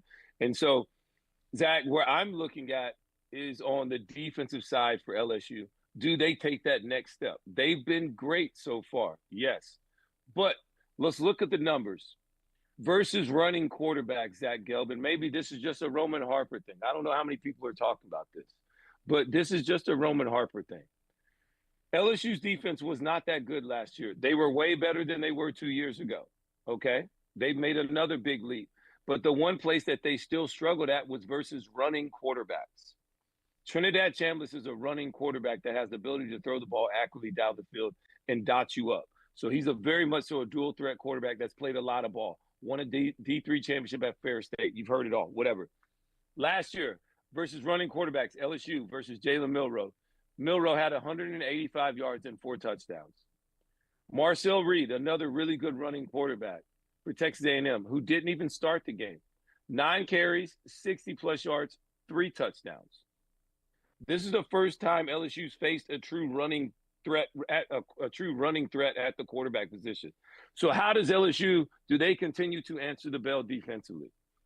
And if they are able to make Ole Miss null and void on running with the quarterback, which all of a sudden these plays start to show up for Ole Miss when Trinidad Chambliss is at quarterback, 3rd and 6, run. 3rd and 5, quarterback run. This was not the case when Austin Simmons was a quarterback. So how does LSU ultimately handle this part of the game, for me, will determine their success. And if they're able to win this game, or if Ole Miss gets enough pressure defensively on Nussmeier and they win the game at home. Yeah, I liked Ole Miss going into your answer. Now I like them even more. But I just look at the spread. I see Ole Miss as a 1.5 favorite. I feel like that's begging me to plus it with LSU, so that's why I'll take Ole Miss. That's my analysis. That's why you're on the SEC Network and I'm here. Let me get back to one thing, though, on Ole Miss. There's a lot about the future. I could have just saved all that. Saved all that. It's like, you know, 1.5, I got it. I like it. That's why they should put me in the desk of the SEC Network. You give all the analytical breakdown and all that stuff, and I'll just tell you how I'm sitting on the couch thinking that this one's going to go. Last year we talked about the possibility of Lane Kiffin leaving Ole Miss and taking the Florida job. Billy Napier didn't get fired. That conversation has popped back up. What do you think the percentage of chance that Lane Kiffin leaves Ole Miss and is in the swamp next year? I think Lane Kiffin's in a place of bliss right now. He's in a different place in his life. He's no longer drinking. He's finding different ways to entertain himself, whether it's his yoga. I think he's in a really good place where, you know, Ole Miss, like he's had more 10-win seasons than him and like Jimmy Vaught, right? Like he's considered the second best, if not the best coach at Ole Miss history right now. So it's going to be, he will take over if he even comes close to sniffing a national championship or they make the playoffs, which they very easily could do. According to ESPN, they got like a 50-some% chance to make it, like the second highest in the SEC right now. So like, it's easy to all of a sudden now think the grass is greener, but I don't know if Lane Kiffin is really searching that. Maybe younger Lane Kiffin was searching for that, but he can make plenty of money. His life's really easy in Oxford. And if he goes to Florida, like, how do you rebuild it? Can you rebuild the same success at Florida as what you've been able to build in a short amount of time at Ole Miss, doing it through the transfer portal, doing it your way? And guys buying into it your way at Ole Miss, where you go to Ole Miss or you go to Florida, and now you're going to get compared to Spurrier and what's the one that's Urban Meyer and everybody else that's up there. So like, do you want to do that? And so, or do you want to be able to do it your own way and kind of do it what Dabo's doing, and you kind of run that gambit where Dabo stays for 18 years and they're finally getting a little attitude on him. And so, but that's marriage, right? So yeah. I wouldn't leave. Yeah, if I was Lane, I wouldn't leave right now. There's no way. I would rather be at Ole Miss right now than the uncertainty of what's going on at Florida. Who would have ever thought we would be saying that? Roman Harper, SEC Network, Auburn, Texas A&M. As you Another fold laundry game with us, who do you like on that pick? Oh, man. So Auburn, Auburn, including their fans, they used a lot of emotions last week in that game, understanding that Jackson Arnold coming back. They really, really wanted that win, including the fans. They all wanted that win more. And now Texas A&M coming off a bye week. They've had a little time to rest. And this offense of Texas A&M is completely different than it was last year. Last year it was run Le'Veon Moss and all these other things. And now it's Marcel Reed throwing the ball up to Mario Chambers and KC Concepcion. Like, these two receivers are what I would dab at or term as elite college wide receivers. These guys get open, they catch in traffic, and they have the ability to take it to the house. And I give Auburn credit because last week versus Oklahoma, they were better in first and second down situations, which allowed them to be better on third down, because that's where Auburn has really struggled with defensively, is covering guys on third down situations. So if they can have success on early downs, first and second down, creating negative plays, they give themselves a puncher's chance versus Texas A&M. But right now, I really like this Texas A&M team. They have a bye. I think Auburn spent a lot of emotions last week, and sometimes when you lose a tough one like that, you don't have enough to get back up the next week. I think that's what happens this week. I don't know if I'm giving you my pick yet, but kind of, sort of. I like Texas A&M just because of coming off the bye. Auburn spent a lot last week, and the fans wanted that game, and they didn't get it. And so I think emotionally it's just tough. And, you're dealing with younger men, not professionals. And I like Texas A&M for that reason enough. Two quarterbacks, Arch at Texas. How are we talking about him at the end of the year? And Mateer's going to miss some time, obviously, with the surgery that he had. What was that? What happened? Did you hear anything exactly what happened? I think that's a huge loss. I saw it I think it was some play in the first quarter where it was just a broken thumb that now he needs surgery. And they say there's an outside chance. I was reading one of the reports. I think it was Pete Nakos that he could be back for Red River, but it'll probably be the week afterwards. So he's going to miss 2 or 3 games of a bye week this week. But when you look at Oklahoma, how do you think they'll be at the end of the year? And then how do you think at the end of the season we're also talking about Arch with his early struggles? So with Oklahoma, I can't wait to see a team that has the ability to stretch Oklahoma, because everybody talks about how great their defense is. And they are really, really aggressive. They're salty. And they do all, and you know what? I got to explain what salty means. I'm sorry, real quick. You understand what salty means? I say that when I talk about teams or defenses, when I'm like, man, they're salty. Yes. That just means. So I'm just going to give you the 31-year-old perspective. Okay. I got gray hair. I don't know how much gray I have in the beard like you. So I'm a little bit younger than you. But if I hear someone say salty, I've never heard it said for a defense. I'd be like, oh, that person's just jealous. That person has their feelings hurt a little bit. No. Salty means it's just like too much salt in the food. It's overpowering. Ooh, okay. It just takes it all over. So that means when a defense is salty, they're overpowering. It takes over the whole plate. It's just you can't taste anything but that. So yes, that's what a salty defense is. They just take it all over, overwhelming. And so that's what Oklahoma's defense tries to be. And they do an awesome job of it, especially with their front seven.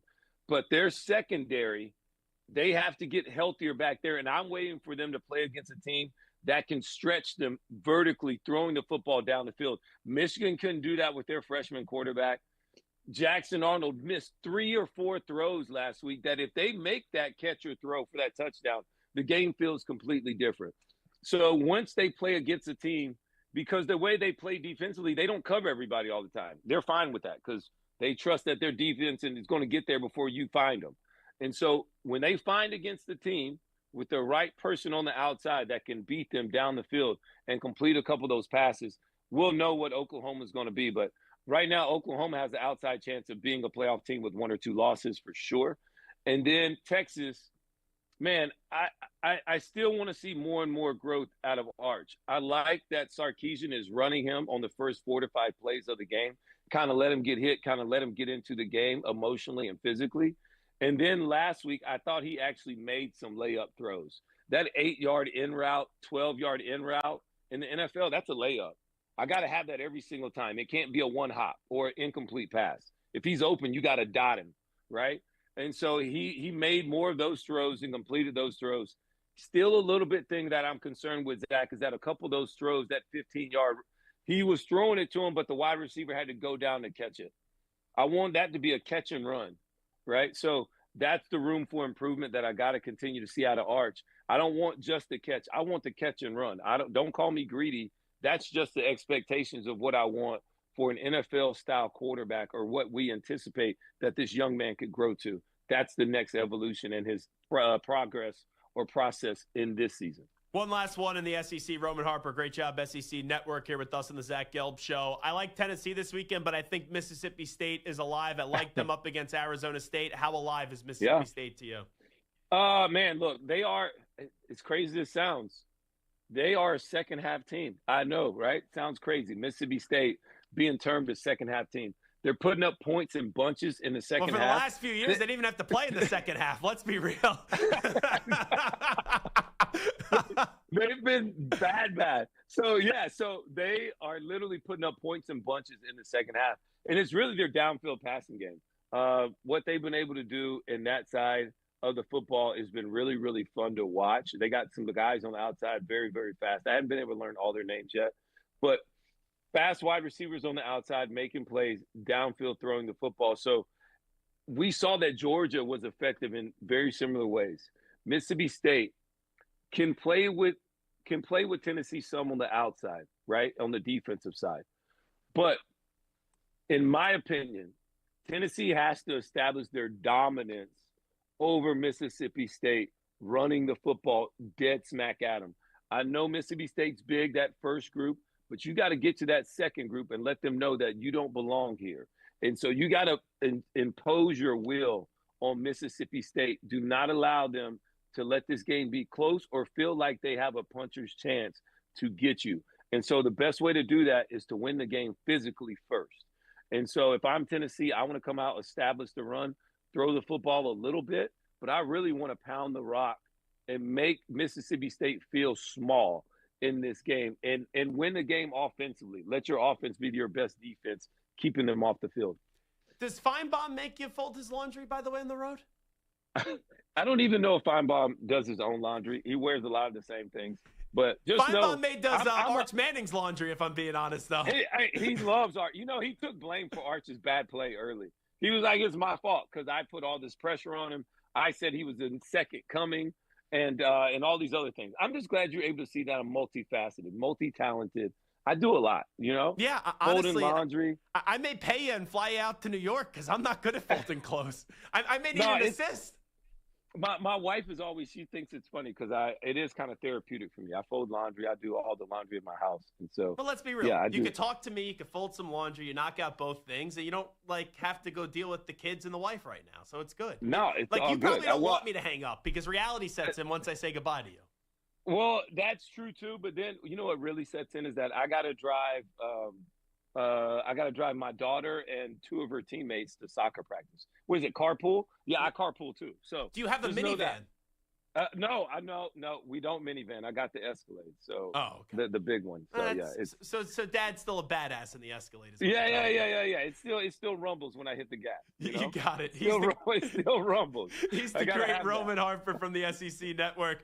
Roman, enjoy. Pretend like you're talking to me for the next 15 minutes. Just yell out things so you don't have to go back to being Dad. All right. Thanks, Zach. I'll keep it quiet, bro. Appreciate it, my boy. You got it. There he is, the great Roman Harper, here with us on the Zach Gelb Show. We'll take a time out. We'll come on back after these short messages. You're in a 5-minute break.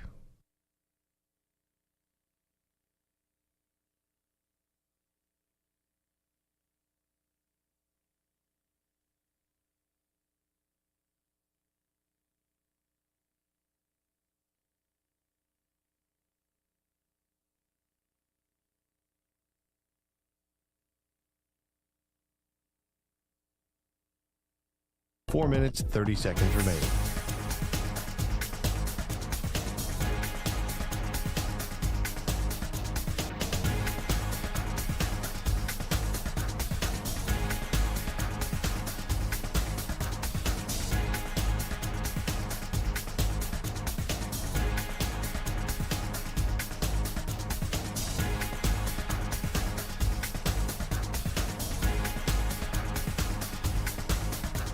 Four minutes remaining.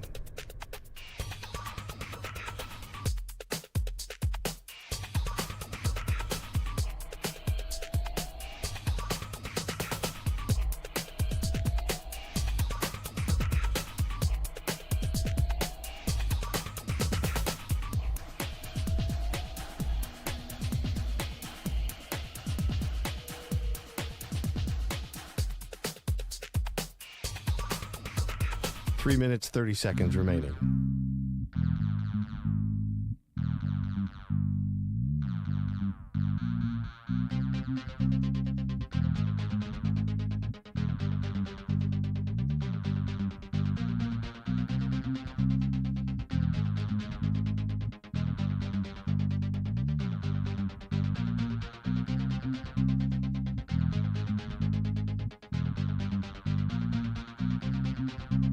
Three minutes remaining.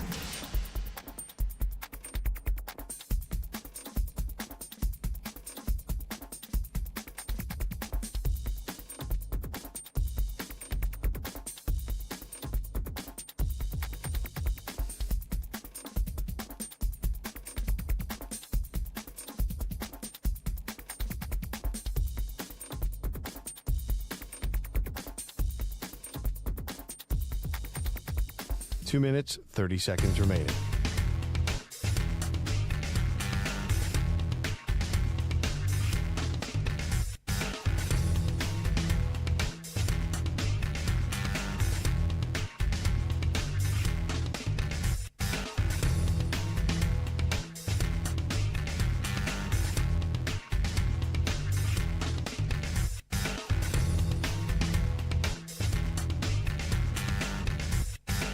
Two minutes remaining.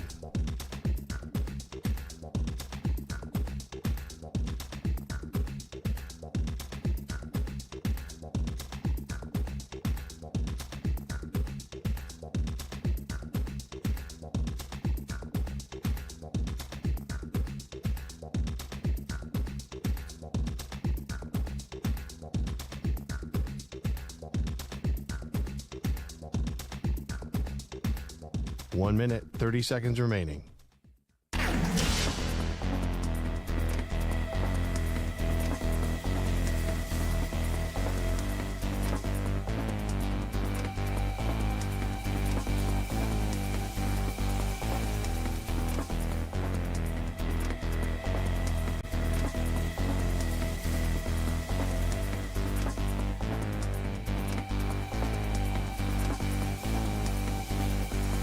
One minute remaining.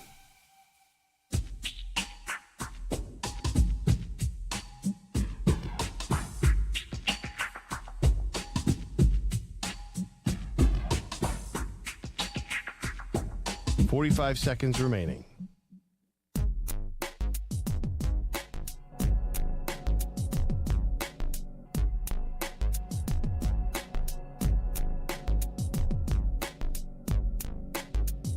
Thirty seconds remaining.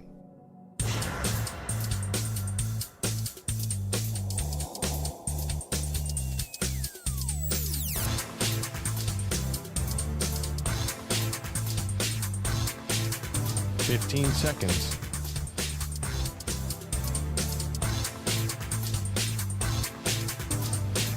Break ends in 5 seconds.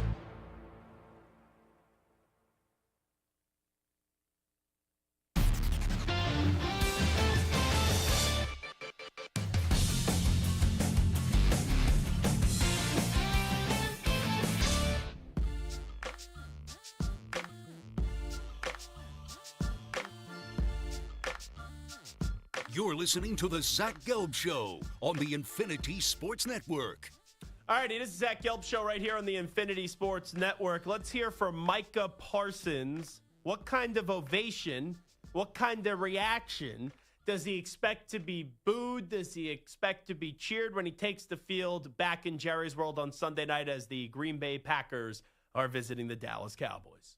I think Dallas loves me. I think they're going to give me a good round of applause. And, there's no hard feelings there, at least for me. And I think it's going to be, like I said, it's going to be a great atmosphere. I think, this is some of the best football you're going to get in Dallas when it's Sunday night against, a rivalry opponent. Stu, if you were a fan of the Dallas Cowboys, because I actually think, I could go to Samter, but for some reason I thought of you first. Okay. For someone that has cheered for an organization that is pretty dysfunctional. That's right. And you've seen a lot of good players either get shown the door or on their own accord leave. But in this case, yes, he requested a trade, but he didn't like the back and forth and the disrespect that Jerry was showing to his agent. If you were in attendance, if Stu was a fan of the Dallas Cowboys, and I'm not saying during the game, obviously during the game you want your team to win, but when Micah Parsons runs onto the field and you're in section, 237 in Jerry's World, you cheering or you booing when Micah takes the field? I am cheering. I guess I kind of related to the Khalil Mack trade. It's not the same thing. There wasn't an infighting like there was with Micah and Jerry, with Mack and Mark Davis. But I think he was a great player for the Raiders, Khalil Mack, that is. Parsons was great for the Cowboys. If I'm booing anyone, I'm booing the owner. I'm booing Jerry Jones for basically forcing Micah's hand and having to trade him. Now, Samter, you've also rooted for a dysfunctional organization. I'm referencing your Jets. I know that you have a lot of different teams that you root for. Some are less dysfunctional than the Jets. But when you look at Gang Green, if I'm sure there's been a player, right, that has left or a player that has been traded that you were upset about or something like that, or you're like, oh, why did the team do that? But if you were a Cowboys fan, would you be booing or you'd be cheering when Micah takes the field on Sunday night? I'm probably booing. I mean, I know it wasn't fully Micah's fault, but, it sounds like Jerry and the Cowboys offered him something pretty significant. Yeah. If he wanted to make it work and stay, he could have. He's been a stalwart there, but, outside of a couple all-pros, what has he really done in Dallas? He's been very good as an individual player. The Cowboys have sucked. It's not like it's not like Emmitt Smith and 3 Super Bowls in 4 years or whatever. They had won one playoff game with him, right? So they won one playoff game with him? I don't even think he won a playoff game. That might be the case. Oh, no, they did. They beat Brady and the Bucs. Right. Yeah. So at the end of the day, I like Micah, but if this was week 8, week 9, week 10, this is right. This is 4 weeks later. Yeah, this is so I'm not barely a saying month. that there's not resentment from any Cowboys fan. But I think most logical Cowboys fans, they sit there. That's an oxymoron. Well, no. Logical there's Cowboys fans? logical Cowboys fans here. There are. I work for Compass Media Networks. We're not going to slam the Cowboys. I would never do no such thing. It's not Shut Cowboy your mouth. shade. Shut your mouth for a second. Let me finish here. Okay. We're going to move quickly past that. I never called that team the Drama Dallas Choking Cowboys or anything like that. But anywho. If you are a logical Cowboys fan, I think you've been beaten down so much in the last 25, 30 years that, yes, to your point, Could Micah have found a way to make this work? Yes.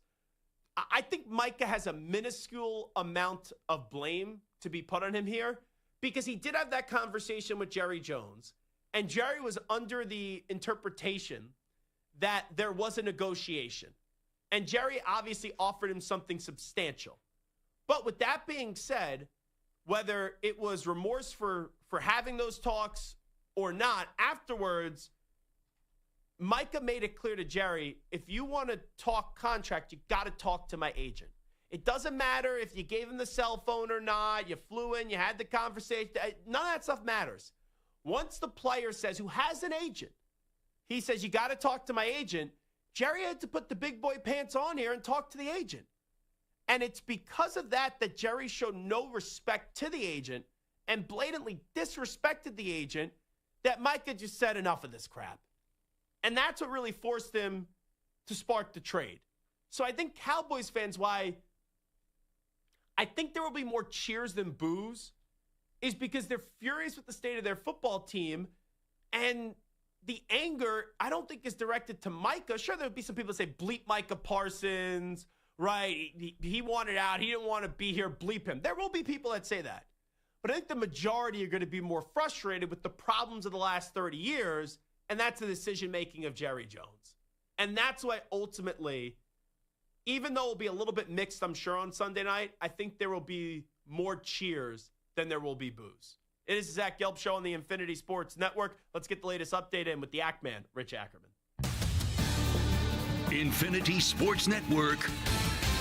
Sports Flash. And it's sponsored by Progressive Insurance. Your small business keeps you on the go. Progressive Commercial Insurance keeps your policy within reach with their easy-to-use mobile app. Learn more at progressivecommercial.com. The Cardinals host the Seahawks to open Week 4. Seattle is looking to improve to 3-1 and has taken the last 7 meetings. Despite it being the first month of the season, head coach Mike McDonald said his team has clicked early. In the box, I think we're tackling well. I think where you see the missed tackles are sometimes in space and on the perimeter. So I think we're tackling well in the box. I think we've been able to get off blocks well. I think we're playing well together. Guys are leveraging the ball, and we're getting multiple people to it. Cardinals lost Sunday on a last-second field goal. A late, terrific catch by Noelvi Marte boosts the Reds to a 2-1 victory over the Pirates. He robbed Brian Reynolds of a game-tying home run with 1 out in the 9th, and it pulls them to within a half game of the Mets for the final wild card in the National League. Meanwhile, the Diamondbacks, a game back, trail the Dodgers by a score of 4-0 top of the 4th. The Astros, a game back in the wild card race in the American League, crushing the A's early 5-0 top of the 4th. It's the Twins 4 and the Rangers 0 top 8, and the Orioles top the Rays 6-5. I'm Rich Ackerman.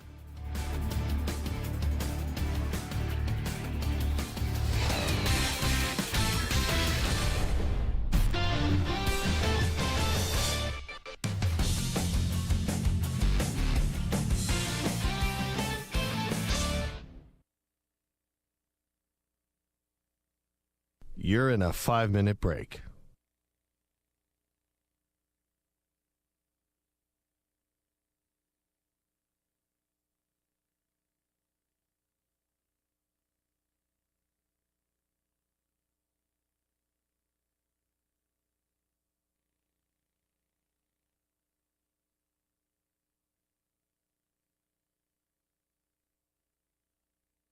Four minutes, 30 seconds remaining.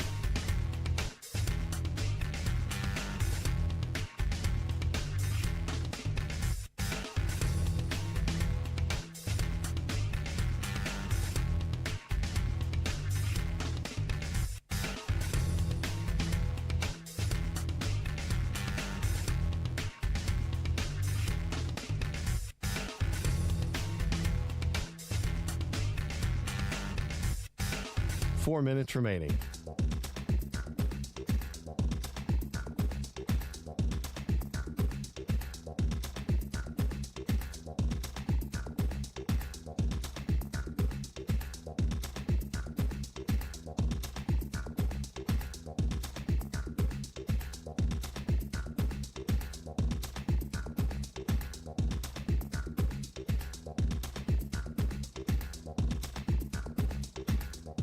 Three minutes, 30 seconds remaining.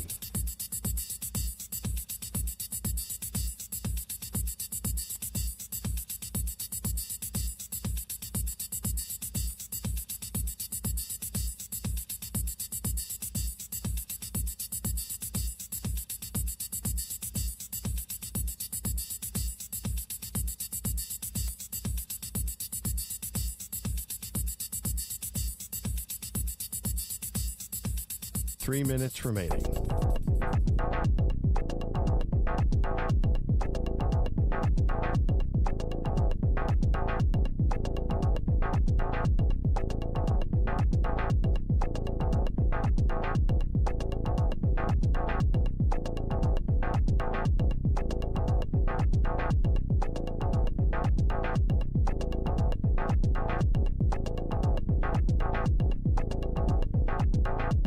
Two minutes, 30 seconds remaining.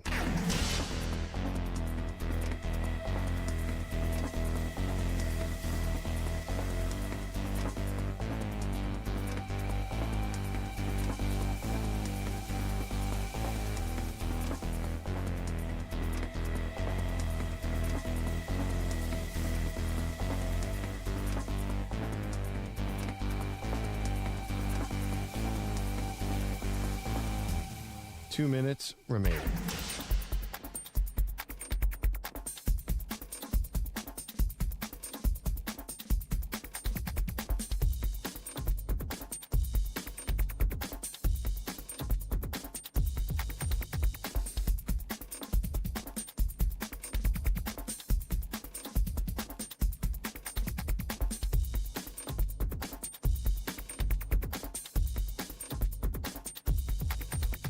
One minute, 30 seconds remaining.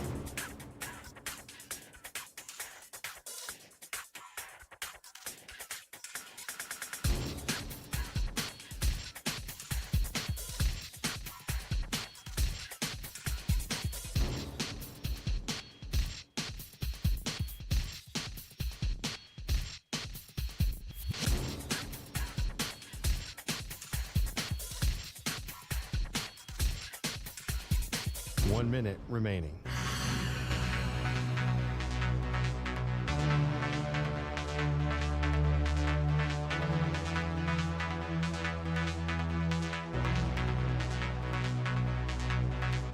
Forty-five seconds remaining.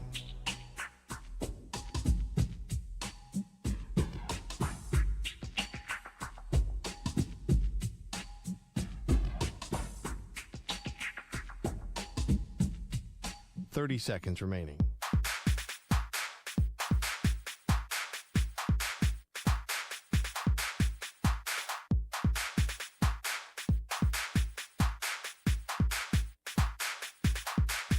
Fifteen seconds.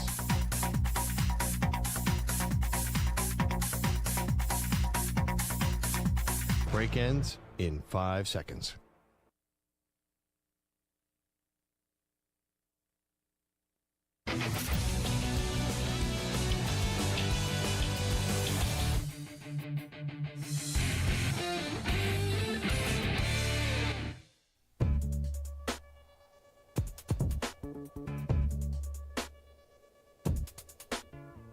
Welcome back to the Zach Gelb Show on the Infinity Sports Network. Yo, it is the Zach Gelb Show right here on the Infinity Sports Network. This portion of the extravaganza is brought to you by Ethos Life, the easy way to get life insurance in 10 minutes, up to $2 million in coverage and no medical exam. Just a few health questions. Get your free quote at checkethos.com. Not available in all states. It is a Thursday, so let's hit up a little this QB or that QB as we'll look around the entirety of the NFL and also college football. This is the music we're doing? We did this last week too? No. I don't know. Maybe it just picked up at a different level. I was like trying to figure out what song this was. I was expecting some NFL or college football music there. I'm not opposed to the music, to be clear. I'm good with the music, but it was just a little unexpected. Part of the problem is we don't have college football music. We just have NFL music. There's no yeah. I guess you're right. And we're not CBS anymore. Exactly. I wasn't going to say it, but you could say it. You could say it. It was a part of our history. For 10 years, we were CBS. Now we're not CBS. Their loss. But who needs their music anyway? It's pretty good, though. It is great music. Let's not go great. It's good. If they want to pay us, it's great. Now it's just good. So, Stu just giving out free handouts to everybody today. Jeez. Got anything else you want to promote? Anything else you want to, pop? What, are they paying you? You doing a little plug-ola there? Call the FCC on Stu right now. This is very dangerous. I can guarantee you one thing. Our show's never going to have an FCC violation. That is for sure. You know, like, if there's a curse, we'll dump it. Santa's had some close calls the last few weeks. Shady. There's no doubt about that. But when it comes to, like, payola and plugola, there have been hosts that have violated that. That will not be the Zach Gelb Show on the Infinity Sports Network. You know, they may call the FCC about my chicken wing addiction. That could be the case. They may think I'm, like, pumping out and whoring out chicken wing spots, but that's not the case. I think they'll get you off the air for your blue cheese thoughts. What, it's accurate that blue cheese should be served I feel like on the wings? FCC understands that ranch is the way to go. I think the FCC, if there was a violation committed on this show, they would look at Sampton. They would say, "You're the oldest one on this show. Your food takes are of one of a little man, you know, like a little boy." That's what they would say. Hold on. First of all, I'm not Hickey, who eats like grilled cheese sandwiches and like, you know, chicken nuggets with ketchup. I heard you use a fork and a knife with wings. That's what I heard. I have a very significant and eclectic palate. Yeah. I've tasted food from all over the world. I've eaten dozens of different kinds of animals. I've eaten crazy things that you probably never would have imagined. PETA's on line one now. You and Tom Brady probably going to have to deal with PETA this week. Oh, PETA? Yeah. I thought you said something else. I was like, no, I haven't eaten that. Haven't eaten that. Okay. Joke went over my head. It sounded like you said another P word, like Michael Penix, maybe. Oh. And I was like, I haven't eaten that. What? When you said PETA, it sounded like you said something else. Oh, okay. How about these quarterbacks? Yeah. I was like, I haven't eaten one of those. Let's transition here. It is a delicacy. Oh, my God. You ever Rocky Mountain oysters? Can I ask you a question? Yeah. Did you find Stu's stash today? You've never had a Rocky Mountain oysters? Could you answer the question? Did you find Stu's stash today? You sound a little loopy right now. I got my own stash, baby. Oh, okay. The Santa stash. All righty. Stu, can you save us, please? Well, you're like my DJ Lagway right now, Stu. If I was Billy Napier last year, DJ Lagway is still there, so I need to get thrown the life raft. It may not still be good in next year, but at least it's going to save me for this segment. Oh, so this is you for this segment, Santa? Yeah, unfortunately, you're stuck with me. Jeez. All right, I got a tough one. No, all right. I can't hear you. Did that microphone go out? I really can't hear you now. All right, okay. For those watching, I was mouthing the words. It was very fun. This QB or your that energy QB? Today. What's up with your energy? I was mouthing those words. It was really fun. You sound miserable today. I mean, I don't. Tired? You're not getting a lot of sleep last night? I ate an entire Chipotle burrito. Maybe that's weighing me down. Ooh. You can't see. You eat before the show. Like I've never seen someone eat in my life before the show. You got to be exhausted. Exhausted. Do I seem exhausted usually? I mean, listen, today you do. Well, I mean, carne asada and steak with a little bit of pico de gallo and some sour cream and guacamole. Yeah, that'll weigh you down a little bit. You went to Chipotle, you said? Yeah. Let me tell you, Samter made Chipotle just sound like it was the fanciest restaurant I've ever just heard, with the way that he emphasized some of those words with the food. All right, let's go. This QB, that QB. All right, let's start in the NFL. For tonight's game, we got Kyler Murray and Sam Darnold. I would go Sam Darnold. I really don't trust either, but I think Sam is more consistent, where Kyler, it either feels like it's all or nothing. I think Sam could find the level of just average play. And I think which quarterback is just more average tonight is going to actually win the game. All right, two dominant NFC teams, Jalen Hurts or Baker Mayfield? Ooh, this is a good one. Now, this is just for this week and this week only. That's correct. I'm going Baker. Baker's on a hot streak right now. I know Jalen Hurts just had that epic comeback. I think this is the week the Eagles fall. They were close last week. Tampa Bay is kind of due a big win. I think this is the week the Eagles fall, so give me Baker Mayfield. All right, now it's not 100% that Brock Purdy is playing, but it seems like it's a good possibility. So Brock Purdy or Trevor Lawrence? Oh, boy. So a rusty Brock or Trevor Lawrence, who has been disappointing, even though the Jaguars aren't in a bad spot to start off this season. I'll go with the rusty Brock Purdy.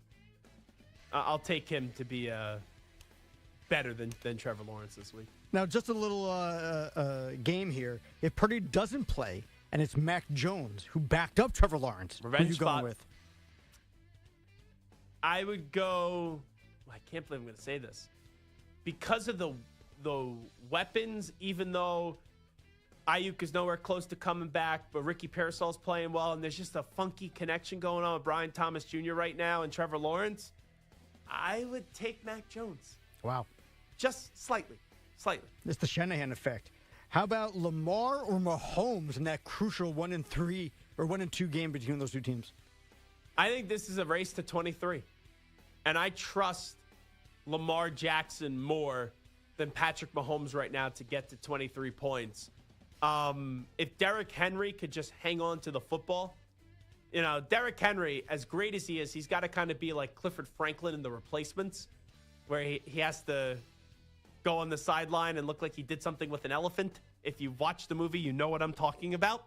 I can't say some of the other words in there because then the FCC would be calling us, and Pete the Bossy Bellotti would be very annoyed with me. And I only like Pete being annoyed with Samter. I don't like him being annoyed with me.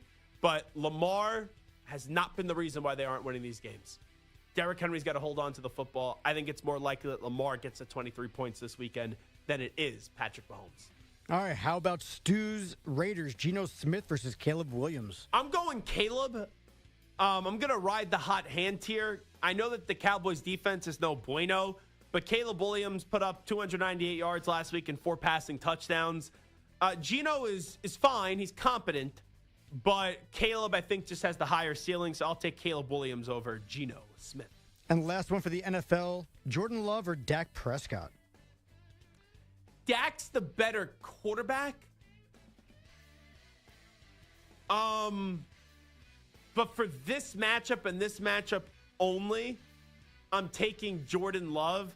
Dak doesn't have CD, and you're trusting George Pickens, who one play will drop the ball and it will get intercepted, and the next play he'll make a catch in a blowout game, and the next thing you know, he's celebrating like he won the Super Bowl. So I'll go Jordan Love, and also Jordan Love has the better run game here with Josh Jacobs. So I will take Jordan Love in this one over Dak Prescott. All right, so let's move to college football. We'll start with the USC Trojans, Jaden Mayava, or Illinois coming off that brutal loss with Luke Altmaier. Yeah, so USC really hasn't played anybody. That's why I'm really curious to see what they're going to do this weekend. Luke Altmaier, they got to bounce back, right? Is that game to Indiana really going to derail their entirety of their season? Now, they could still be hungover in it. There's no doubt about it. And if they are, then USC will punch them in the mouth. But I'll take Altmaier to bounce back in this one. Okay, let's look over at, again, one of Stu's teams, C.J. Carr and Notre Dame, or Arkansas and an underappreciated Taylon Green. I'm actually going to go with the underappreciated quarterback. I think Notre Dame wins the game, but I'm going to take Taylon Green in this one. He's put up some big numbers throughout the season. I think he has 11 passing touchdowns, 1 interception or something like that. I'm going to go with Taylon Green on this one. Just a quarterback matchup. I do think Notre Dame is going to win this game. It's 12 touchdowns to 4 interceptions, 1,191 passing yards for Taylon Green.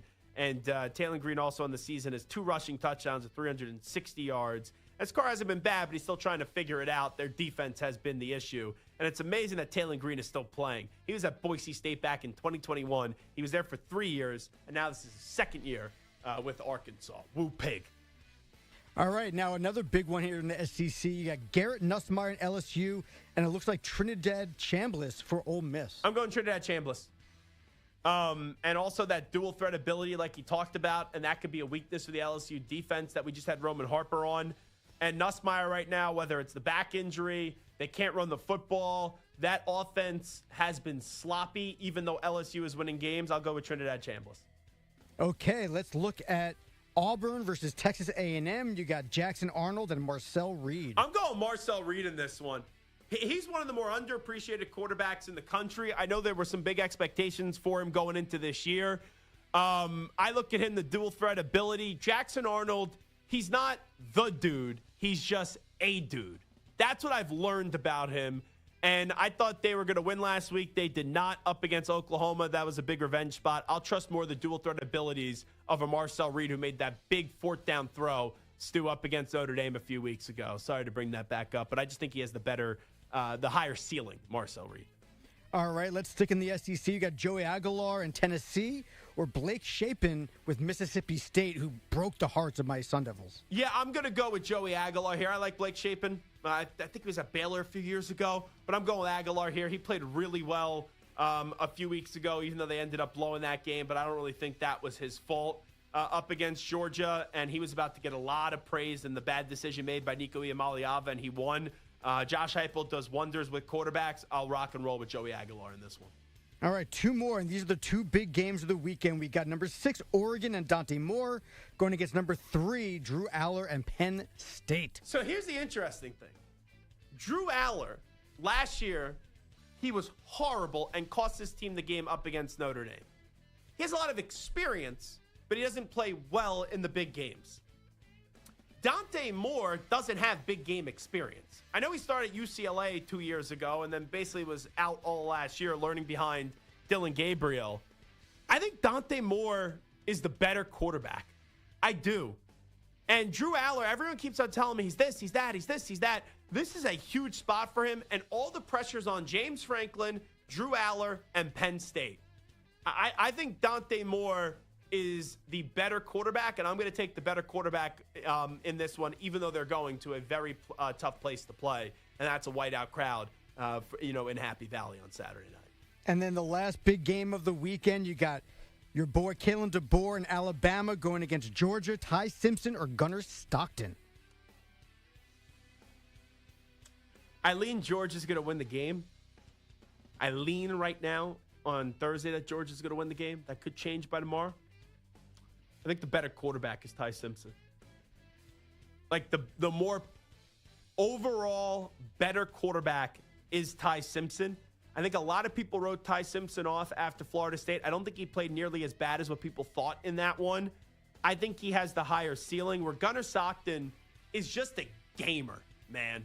And if you leave the door open, he'll find a way to burst on through and take over the house, just like what he did up against Tennessee on that 4th down throw and then getting the job done. But I just think Simpson is the better quarterback, where Stockton, he reminds me a lot like Tebow. And what I mean by that, not necessarily the play style, but just willing to do whatever it takes to go get a victory. But I do think the better all-around quarterback is Ty Simpson. All righty, that's this QB or that QB right here on the Zach Gelb Show on the Infinity Sports Network, where Samter always is highly energetic. We'll take a timeout. We'll come on back for the final 60 minutes of the show on a Thursday. We do kick off week 4 of the NFL season, and we do have a week 4 matchup tonight in Arizona. Samter's Cardinals, they welcome in the Seattle Seahawks, who Samter may be rooting for by the end of the season, because Samter likes to root for a lot of teams. He's our fan whore here on the Infinity Sam Sports Darnold, Network. that's my quarterback. Yeah, that is true. You do love Sammy Darnold. Hopefully he's not seeing ghosts tonight or getting mono, but you never know. So what are 3 things to look for in this matchup tonight? Seahawks and Cardinals. We'll get to that next.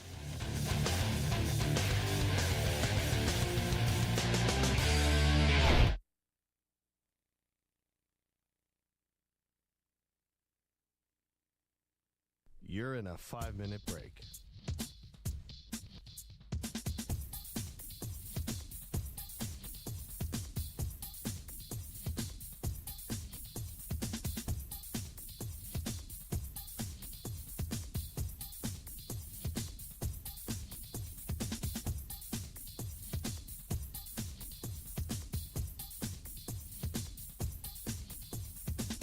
Four minutes, 30 seconds remaining.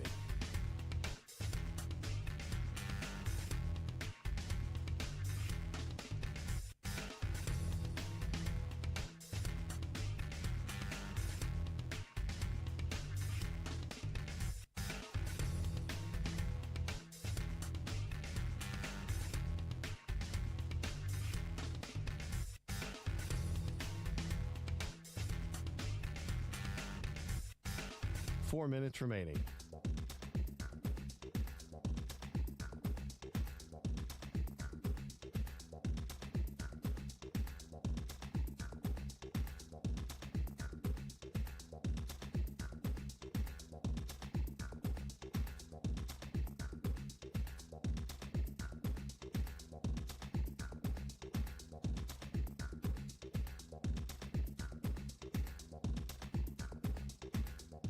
3 minutes, 30 seconds remaining.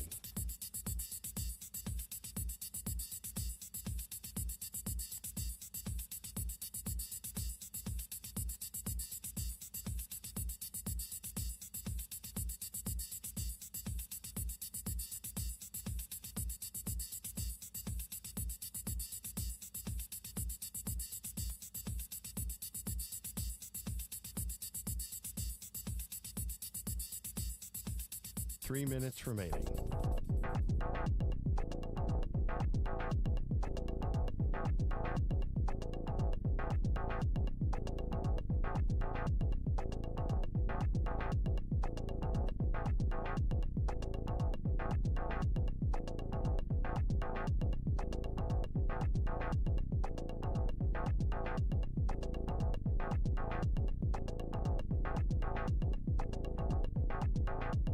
Two minutes, 30 seconds remaining.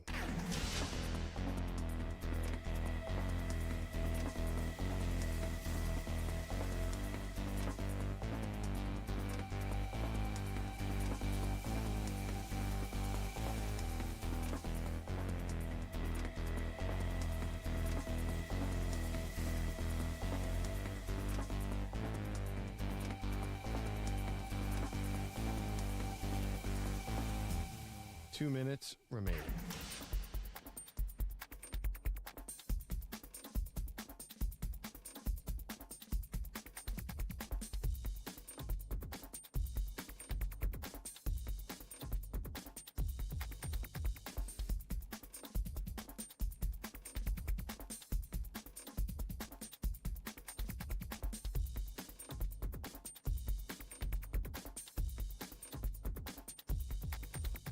One minute, 30 seconds remaining.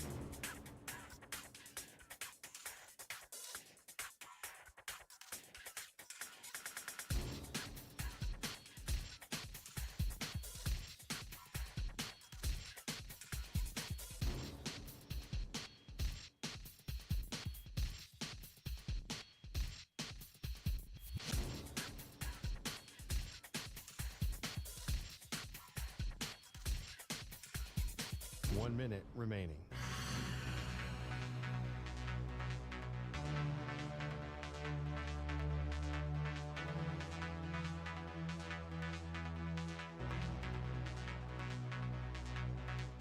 Forty-five seconds remaining.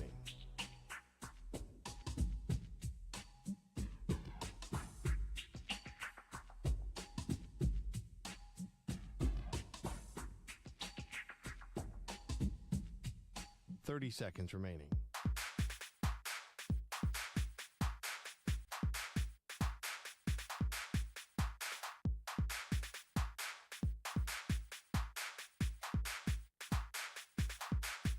Fifteen seconds.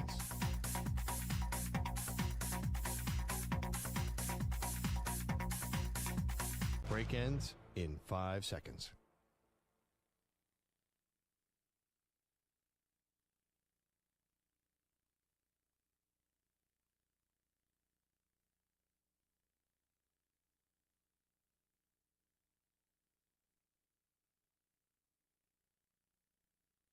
To infinity and beyond. He's live. He's nationwide. This is the Zach Gelb Show.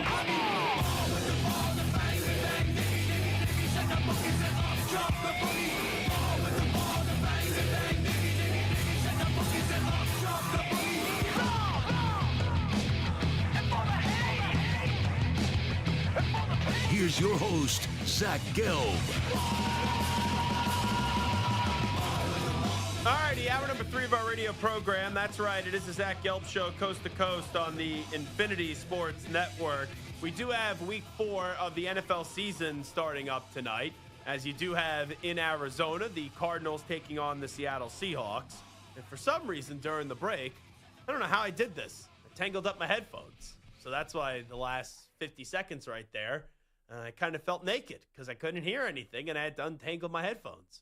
And I saw that I was already on camera, so I guess you saw I untangle headphones. But that's how we're kicking off week 4 of the NFL season. Untangling headphones, and hopefully tonight you don't want to put headphones in and ignore what's going on your television. Now, I really hope tonight that this is a good game. And when I mean a good game, not just a close game. Like, because there's some close games that are bad games. If this is a game in the fourth quarter where you could tell Al Michaels wants to go to sleep, I'm not going to be thrilled tonight. Because I know Santa's a little bit tired today. I don't know why. Right after I pointed out Santa's lack of energy today. Right when I got back on the air, I'm exhausted right now. And I'm getting over a little sickness, a little cold. And I feel good today. But, man, now I'm tired for these final 60 minutes of the show. I do have a Costco order, by the way, that is coming to my house. And that's always an adventure. So I ordered it from 6 to 8 p.m. for having to deliver. And Beth, I guess, who's doing the shopping, I just got an alert that she's doing the shopping. So it doesn't feel like it's going to be one of those nights where it's 10 p.m. and the Costco order still hasn't got delivered. You said Beth is delivering your food. And I'm like, who's Beth? Like, what is this all about? I was very confused. Yeah. Well, you know what? I got a good snack for tonight. You always got to get a good snack on Thursday Night Football. So I'm going to go home, and I have some soup broth left over. So I'm going to throw that in the pot, add a little salt in it. I also have some small chicken meatballs left in the fridge. So I'm going to put those in the air fryer, and then I think I'm just going to throw it in the soup, which that may sound disgusting, but I actually think it tastes good. So that's what I'm going to do. So I'll have soupy meatballs tonight is what I'm going to do. But, and I emphasize soupy meatballs there, just to be clear. Santa had a little smirk right there, like I said something that was like juvenile or something like that. But anyway, the snack tonight. You want to guess what my snack of choice is tonight for week 4 of the NFL season? You need a hint, or do you want to just guess here? My guess is something Buffalo related, so I'm going to go like a Buffalo chicken poppers. No. It's not. You know what? That's what I probably should have done. Buffalo chicken poppers. When I was a kid, I loved me a good chicken popper. Buffalo chicken poppers, I really love me a buffalo chicken popper, but no, it's not that. Trader Joe's has some great buffalo chicken poppers, and there I am. Where's the money, traders? Come on. Let me tell you.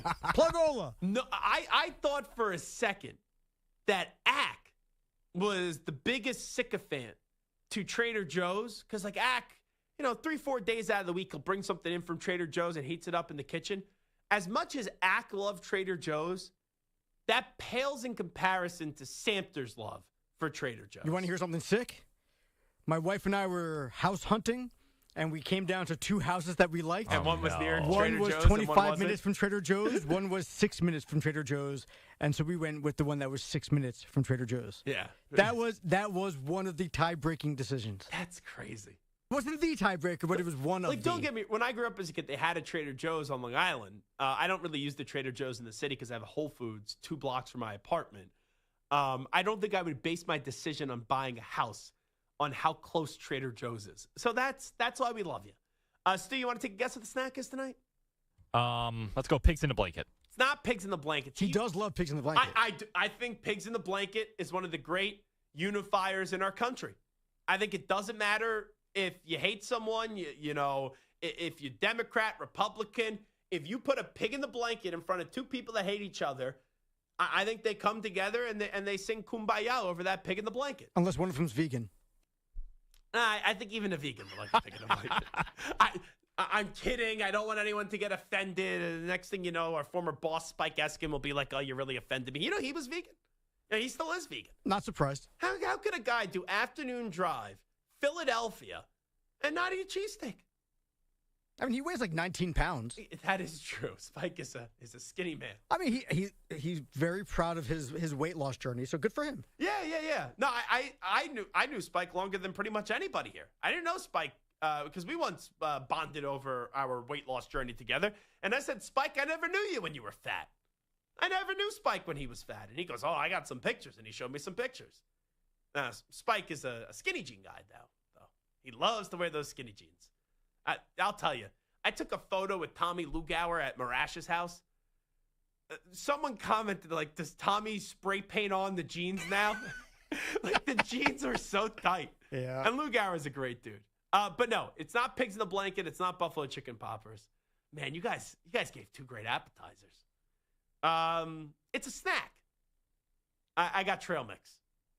I got an industrial-sized trail mix, which, let me tell you, I plow through the trail mix. It's disgusting. They give you a big bag of it's huge. I go through Costco order. Yeah. If it lasts me a week, I'm impressed. A week? If it lasts me a week, I'm impressed. If it lasts you 3 days, I'd be impressed. When I had a roommate once, I may have been on the stew diet one night. Let me just say that. And You were watching the Raiders? I had it. Yeah, I was watching the Raiders and eating General Tso's chicken. I may have had too much of the trail mix that we just ordered. So I told a complete lie. I went to the Whole Foods up the block, and I go, "You'll never believe it." I go, "They put an extra bag of trail mix in there," and I just dumped it in the bag, our industrial size bag, because I didn't want him to realize that I ate the majority of the trail mix. So that's what I did. That's like my best friend too. That's a bold move. I don't think he would have cared, but I just dumped it in. It was like, oh, if you notice, there's a few different raisins in there, or different kind of M&Ms.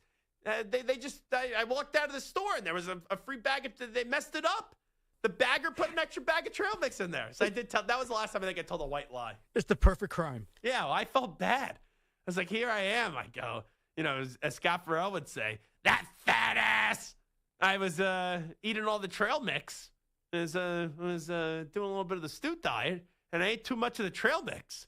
And when I was a roommate with someone, you got to be courteous of the roommate. You guys are splitting the Costco order, so you got to eat the proper amount, and you can't kind of cross that 50-50 line. And did I cross that 50-50 line? I think it was like 75% of the bag was gone. So, yeah, trail mix is pretty good. So I'll probably have like 2 cups of trail mix tonight. That's what I say. So that means I'll have like 3 or 4 cups of trail mix. Anyway, it is the Zach Gelb Show on the Infinity Sports Network. Tonight, week 4 of the NFL season kicks off. It's the Cardinals up against the Seahawks. Here are 3 things to watch in this one. Number 1, it's the quarterback matchup. Like Santa and Sue, they just named elite foods in terms of the appetizers. Trail mix is a good snack. Everyone likes it. Like, it's fine. But outside of me, who's really craving trail mix for a football game? You're craving the Buffalo chicken poppers. You're craving the pigs in the blanket. This is not Mahomes Lamar. This is not Baker Jalen Hurts. It's a fine quarterback matchup, but it's not something that is highly coveted.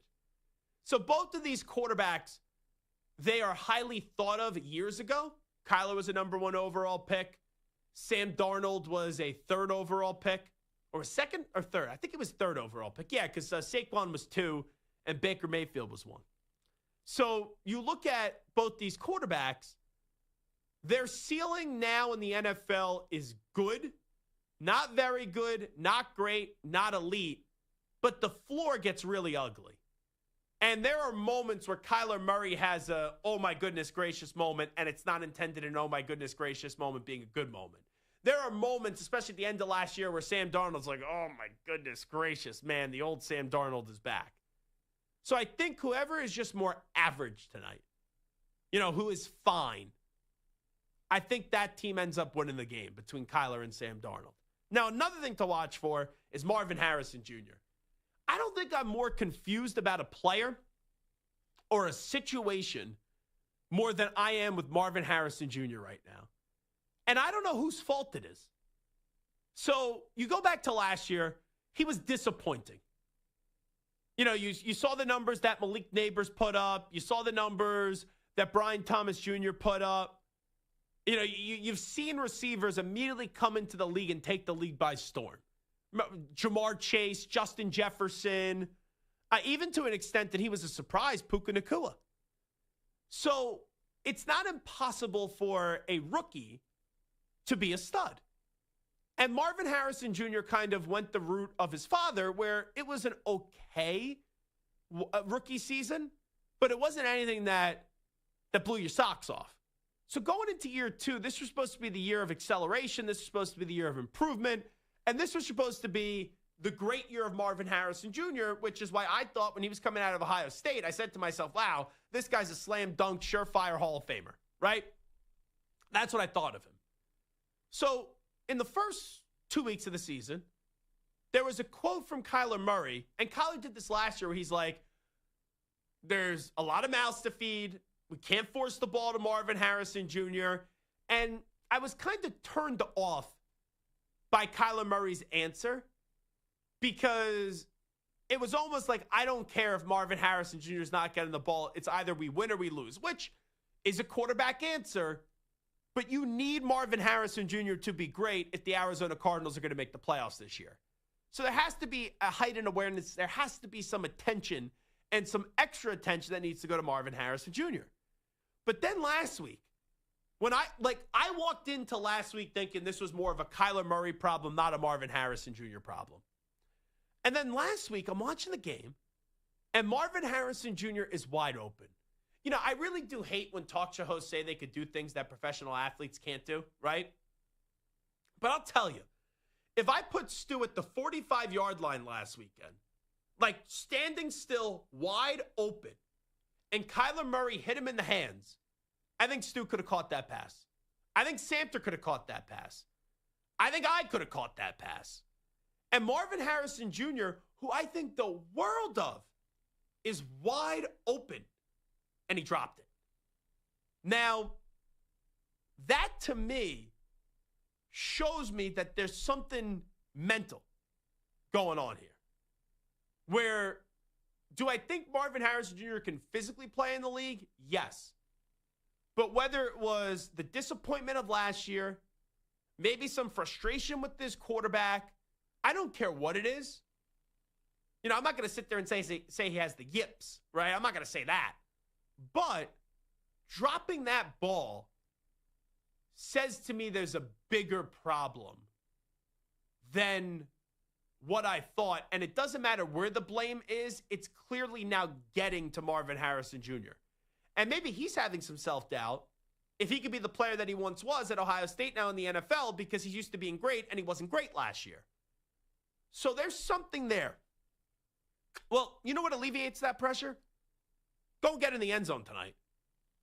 You know, go have 8 catches for 100 yards and go win a game tonight. But I'm curious what version of Marvin Harrison Jr. we do get tonight. And then finally, I know we're all offense here. And the Seahawks have a good defense under Mike McDonald. They've been good to start the season. But I'm also zeroing in on both these running backs. I think Kenneth Walker will get in the end zone tonight. You know, Sam Darnold, you got Jackson Smith and Jigba. You no longer have Tyler Lockett. You no longer have DK Metcalf. A run game can help you. So I'll be curious how they could run the ball tonight in usually a short week, which tends to be a sloppy game, and maybe a turnover could be the difference. But then on the other side, James Conner, he's now out for the season. So what are the Cardinals going to look like in terms of running the football when you take a glance at that room now?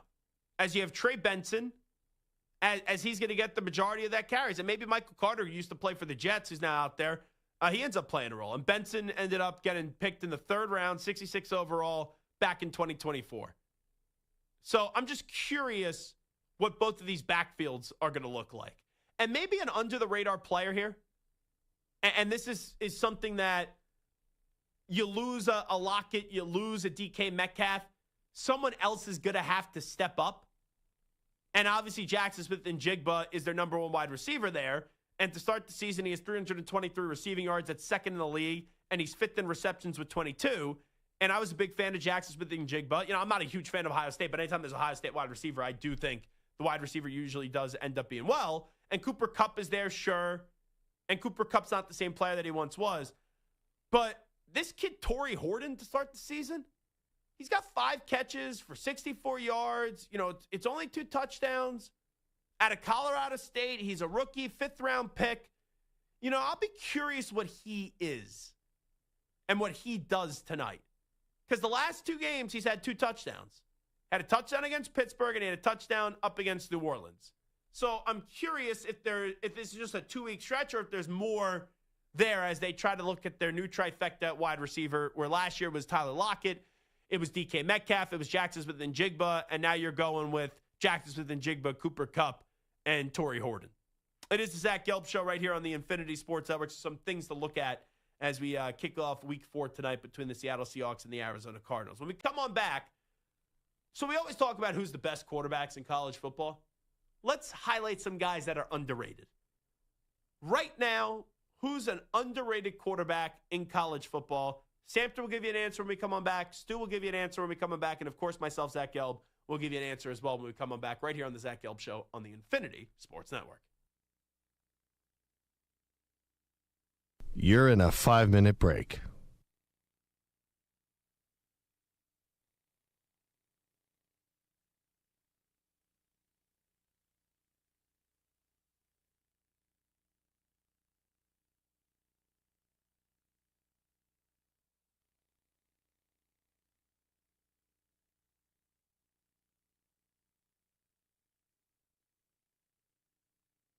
Four minutes, 30 seconds remaining.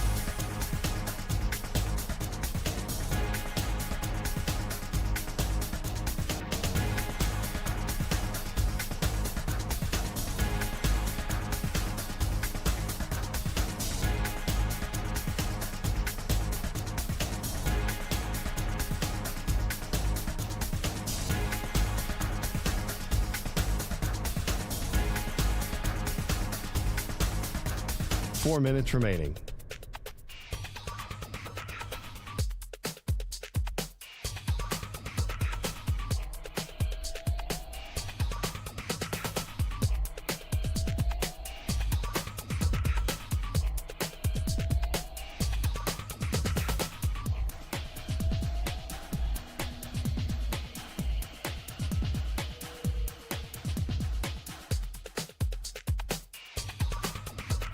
Three minutes, 30 seconds remaining.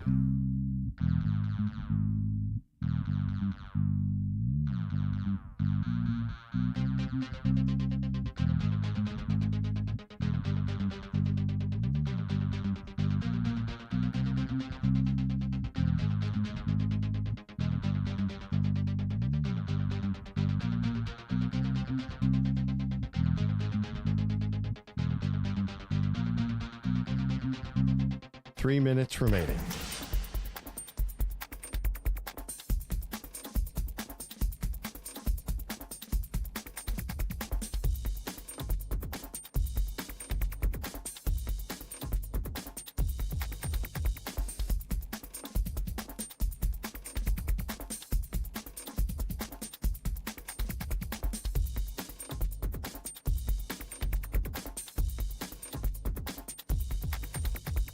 Two minutes, 30 seconds remaining.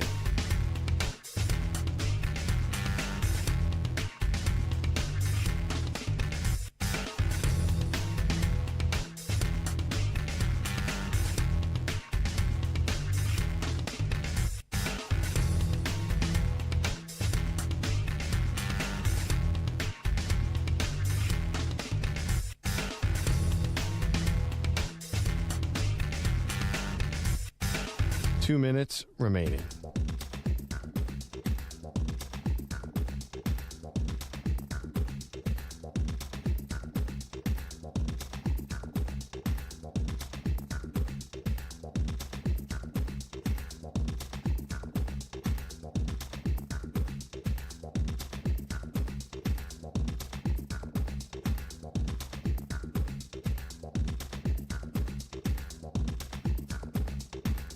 One minute, 30 seconds remaining.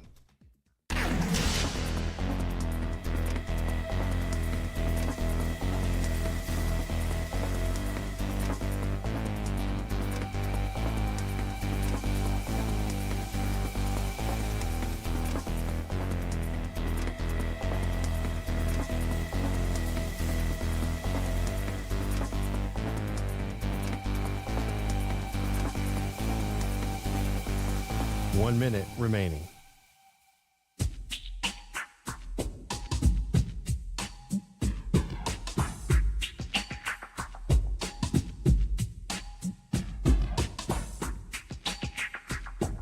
.45 seconds remaining.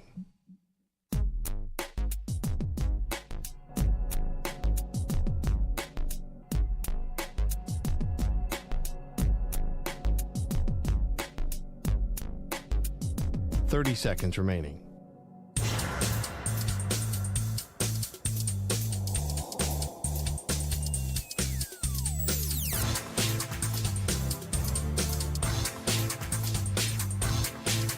.15 seconds.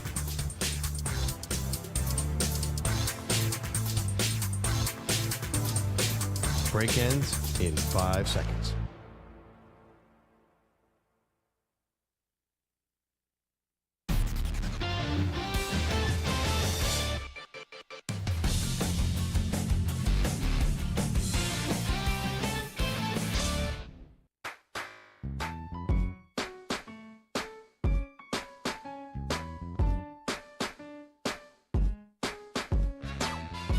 You're listening to the Zach Gelb Show on the Infinity Sports Network.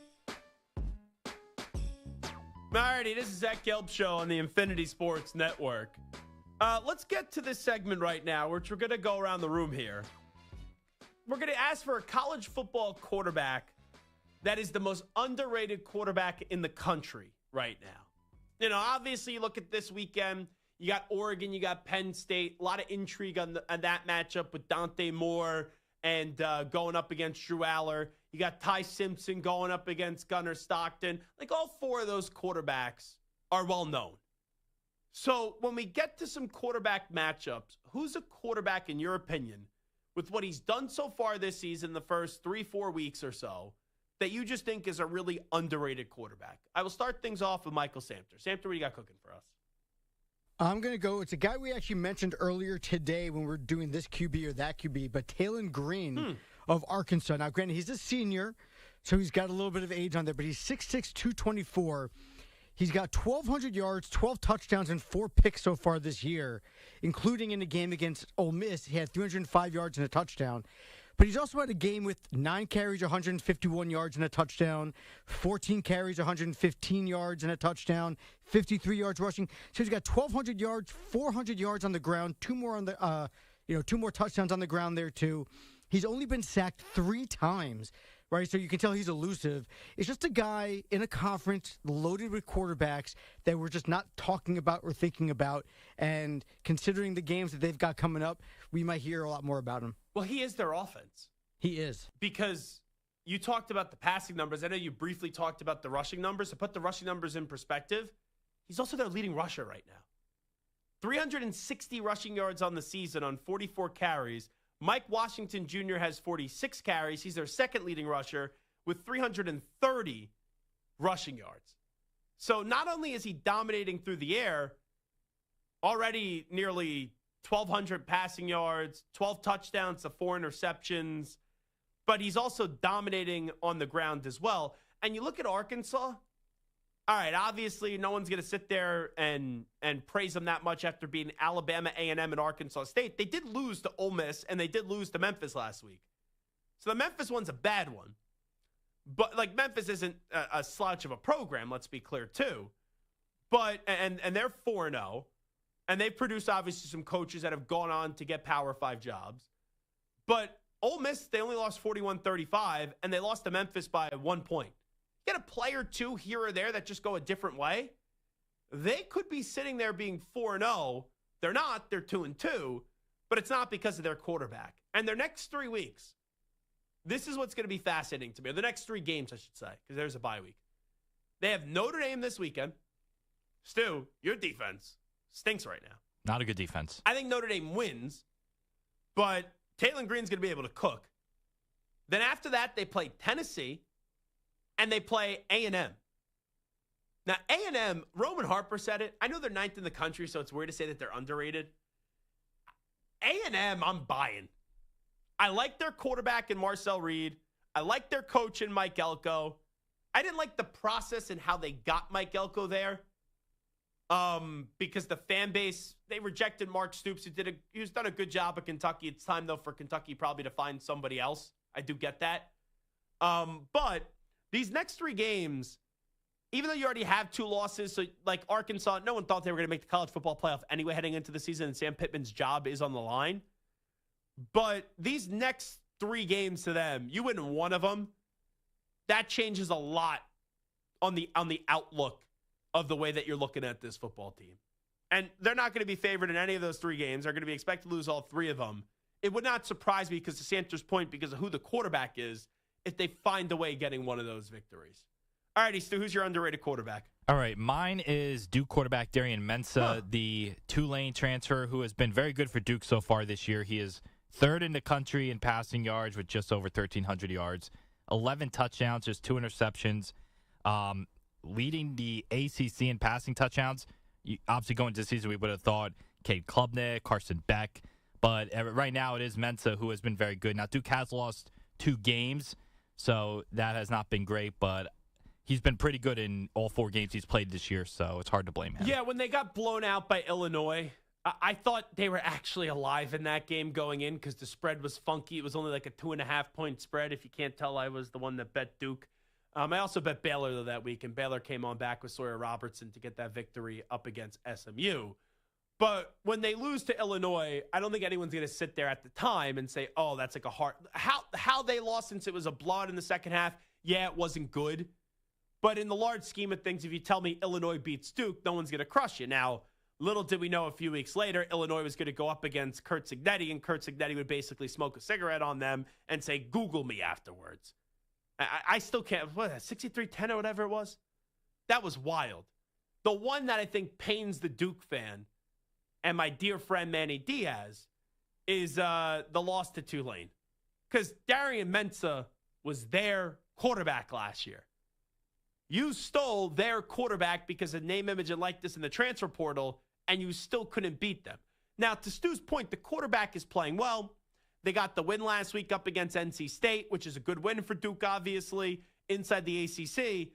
But the quarterback's playing well, completing nearly 68% of his passes, 11 touchdowns, 2 interceptions, isn't doing anything really on the ground. But that loss to Tulane is the one that really just does stand out to you. But now Duke plays Syracuse this weekend. And I'm not telling you Duke's going to win the game, but wouldn't it be so typical ACC? Syracuse gets this enormous win last week up against Clemson, and then they have a stinker up against Duke. And I think there's some history, actually, between Fran Brown and Manny Diaz. I'm pretty sure, see, this is a Zach Gelb nugget. I'm pretty sure when Manny Diaz was the coach at Temple for all 17 days, and it was really more 12 or 13 because he knew he was getting the Miami job, and he still tried to act like he was the coach at Temple. He did bring Fran Brown back to Temple. So technically, Fran never worked on Manny Diaz's staff because Manny never coached a game. But the recruiting and all that stuff, I think they were together behind the scenes for that lovely 17-day tenure that Manny Diaz did have on North Broad Street, even though I'm now on to the Casey Keeler era, which I'm liking Casey Keeler coming over from Delaware, and I think it was Sam Houston State. And he's done a good job with my Owls so far to start the season. They didn't get embarrassed against Georgia Tech. You know, I know they lost to Oklahoma, but they were playing Oklahoma. It was like 75-3. So I've been impressed with the job Casey Keeler's doing. But anyway, my quarterback is going to be Josh Hoover. TCU was dominant to start the season up against North Carolina. Then they played Abilene Christian. This was a game that really wasn't talked about, though, last week. TCU beat SMU 35-24. And Josh Hoover in that game had not 1, not 2, not 3, not 4, but 5 passing touchdowns. So he had 5 passing touchdowns. I know it's not the same team, but SMU has a lot of players that are back that went to the college football playoff last year. And Sonny Dykes had a good season last year. They're building off that once again. Remember, Sonny Dykes had him in his first year in the national championship game. So last year they got things back on track, and this team to start off the year is 3-0. And Josh Hoover on the season has 1,000 passing yards, 11 touchdowns to 2 interceptions, and doesn't really do anything on the ground. That's a 6'2 quarterback, 200 pounds, big arm, easy to root for. I've been impressed so far with TCU and the Horned Frogs and also their quarterback in Josh Hoover. And this weekend, I think that's actually tomorrow night, Friday night, actually. That's still part of the weekend. At 9 p.m. Eastern time. This is not to troll Samter, by the way, going with Josh Hoover. But they are going with the Arizona State. They're all going up against the Arizona State Sun Devils. Uh-huh. It's not to troll you. Uh-huh. No, I'm being serious. I like Arizona State. Kenny Dillingham and Sam Levitt. And you guys got that victory up against Baylor last week, which was good for you guys. You guys needed that victory.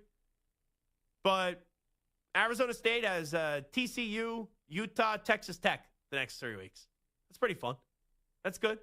And then you take a look at TCU. They play Arizona State, then Colorado, who, by the way, we didn't talk about this last week. Colorado Going into, you had no clue was going to play quarterback. Week 1, it was Caden Salter. Then week 2, it got all away from them, where they played Caden Salter, Juju Lewis, and then Ryan Staub. Then Staub is starting that next game. It was a disaster. They went back to Caden Salter. I know they're playing Wyoming, and Josh Allen's not there, so let's not freak out about Wyoming. But he was 18 of 28 for 304 yards, Caden Salter, and 3 touchdowns, and he led the team in rushing.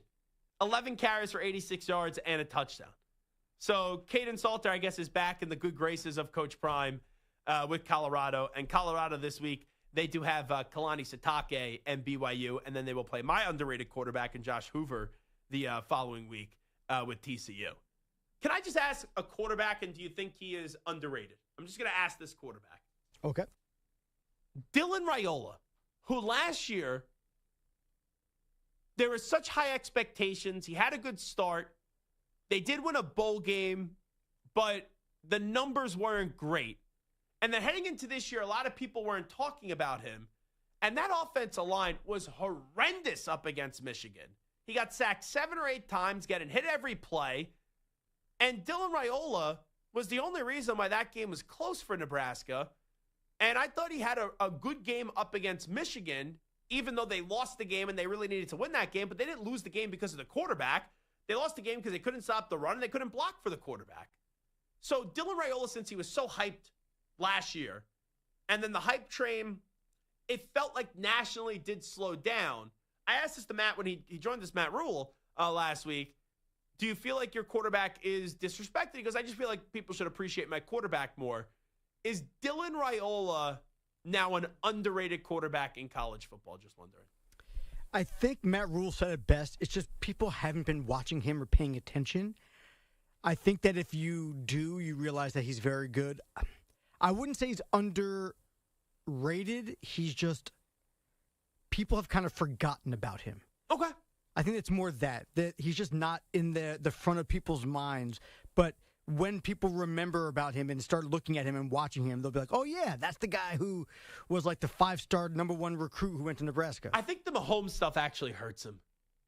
It might. Where it's weird because, right, you grew up as a kid idolizing someone, and I'm not saying like he grew up idolizing Mahomes, but the last few years they develop a relationship, they work out together, and he looks like Mahomes, right? He mimics Mahomes, and he does all that stuff. I've never understood the discourse there where people hate him for imitating Mahomes. That part I never really got. But I look at Raiola. Through 4 games this season, he's completing 75.6% of his passes. 75.6% of his passes. 11 touchdowns, 1 interception. And he's thrown for over 1,100 yards. Those are insane numbers. And he's at a place where they're still building. Nebraska has been, they were a mess under Scott Frost. Last year, they finally won a bowl game, got to a bowl game for the first time forever. And now you got to take that next step forward. Now, they failed up against Michigan. They didn't fail because of the quarterback. But you look at the Nebraska schedule the rest of the way. They play Michigan State. They play Maryland. They play Minnesota. You play Northwestern. I'm actually going to that game. Then they have a big one up against USC, UCLA, Penn State, and Iowa. So the last 4 weeks, the schedule does pick up. They got to beat Michigan State. They got to beat Maryland. They got to beat Minnesota. They got to beat Northwestern. They got to put themselves in position where when you enter the final 4 weeks of the season, USC, UCLA, Penn State, and Iowa, that you only lose 1 game and that you end the season with 2 losses on your resume. I thought they were a 4-loss football. I thought they'd be 8-4 heading into this season.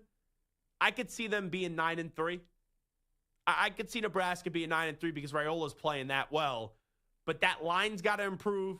And then they're missing Ty Robinson, who's now with the Eagles, because he was phenomenal last year with the Nebraska Cornhuskers, because they could have really used him to stuff the run and stuff our guest from yesterday, and Justice Haynes, who did break off a 75-yard rushing touchdown up against him, and Jordan Marshall as well. And, it was good to see Bryce Underwood play well, because he wasn't as bad as the way that offense played up against Oklahoma.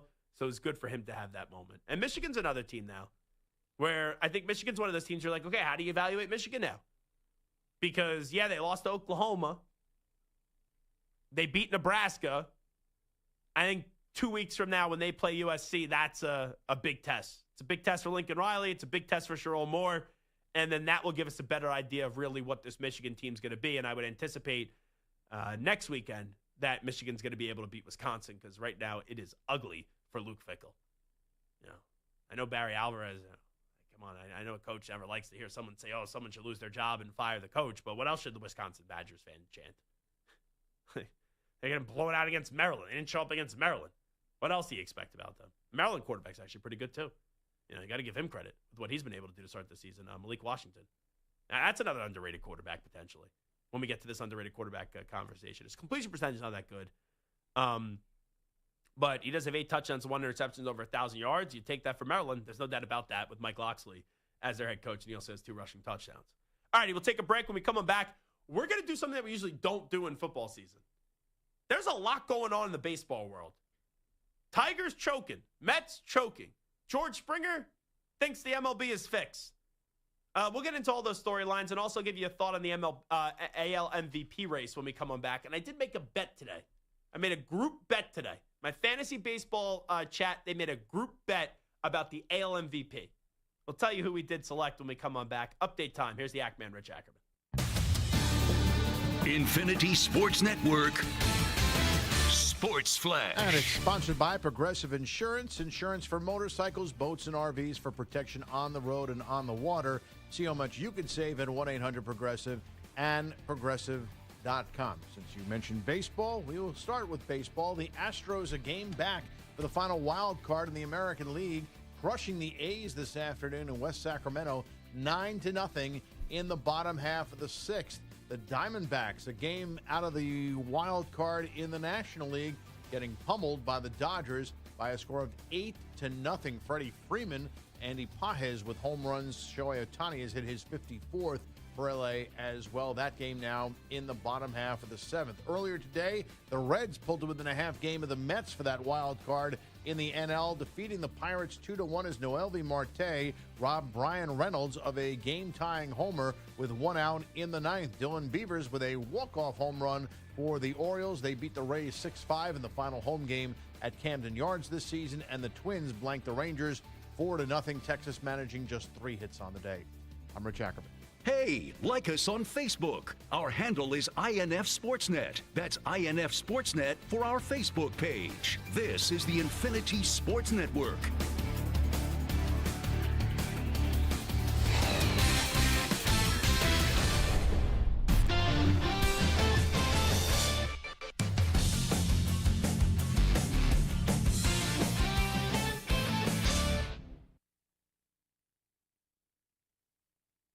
You're in a 5-minute break.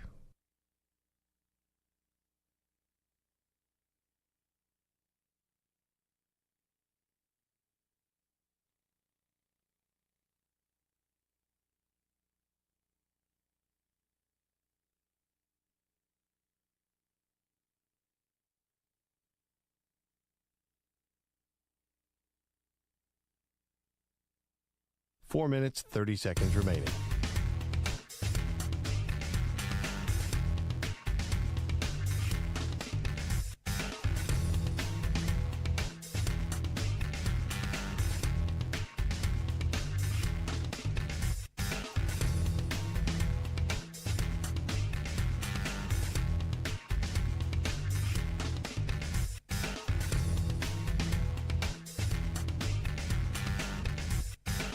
Four minutes remaining.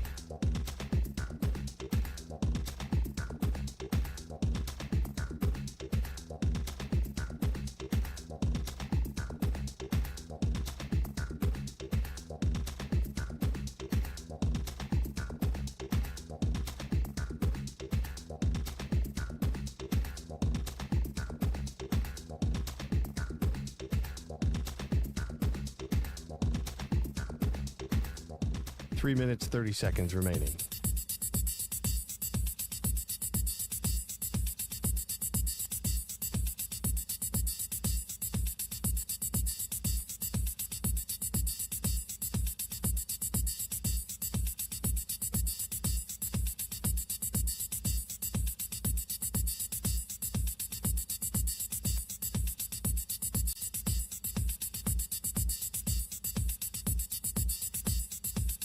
3 minutes remaining.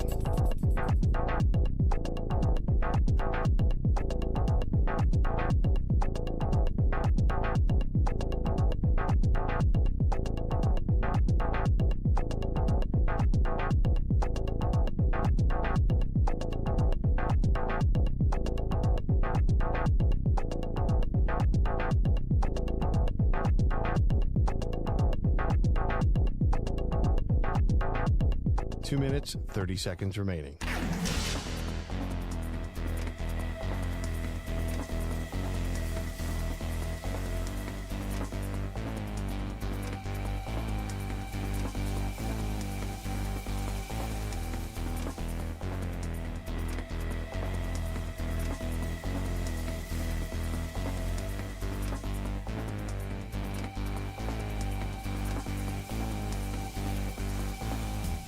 Two minutes remaining.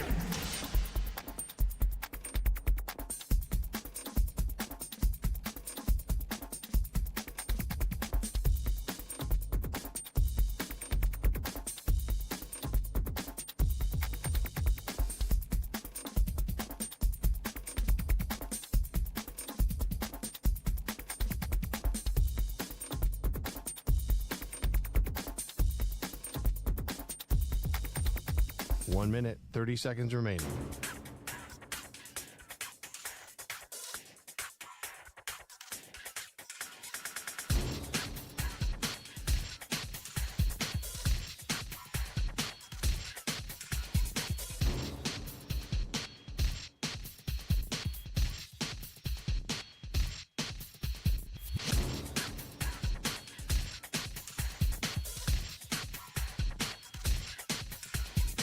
One minute remaining.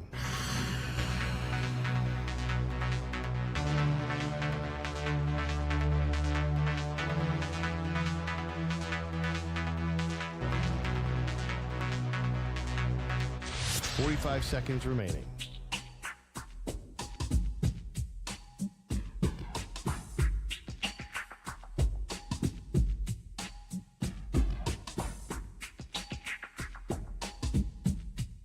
.30 seconds remaining.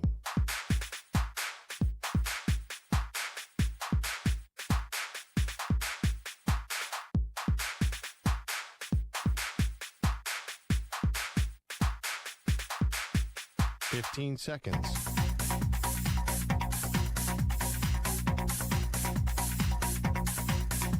Break ends in 5 seconds.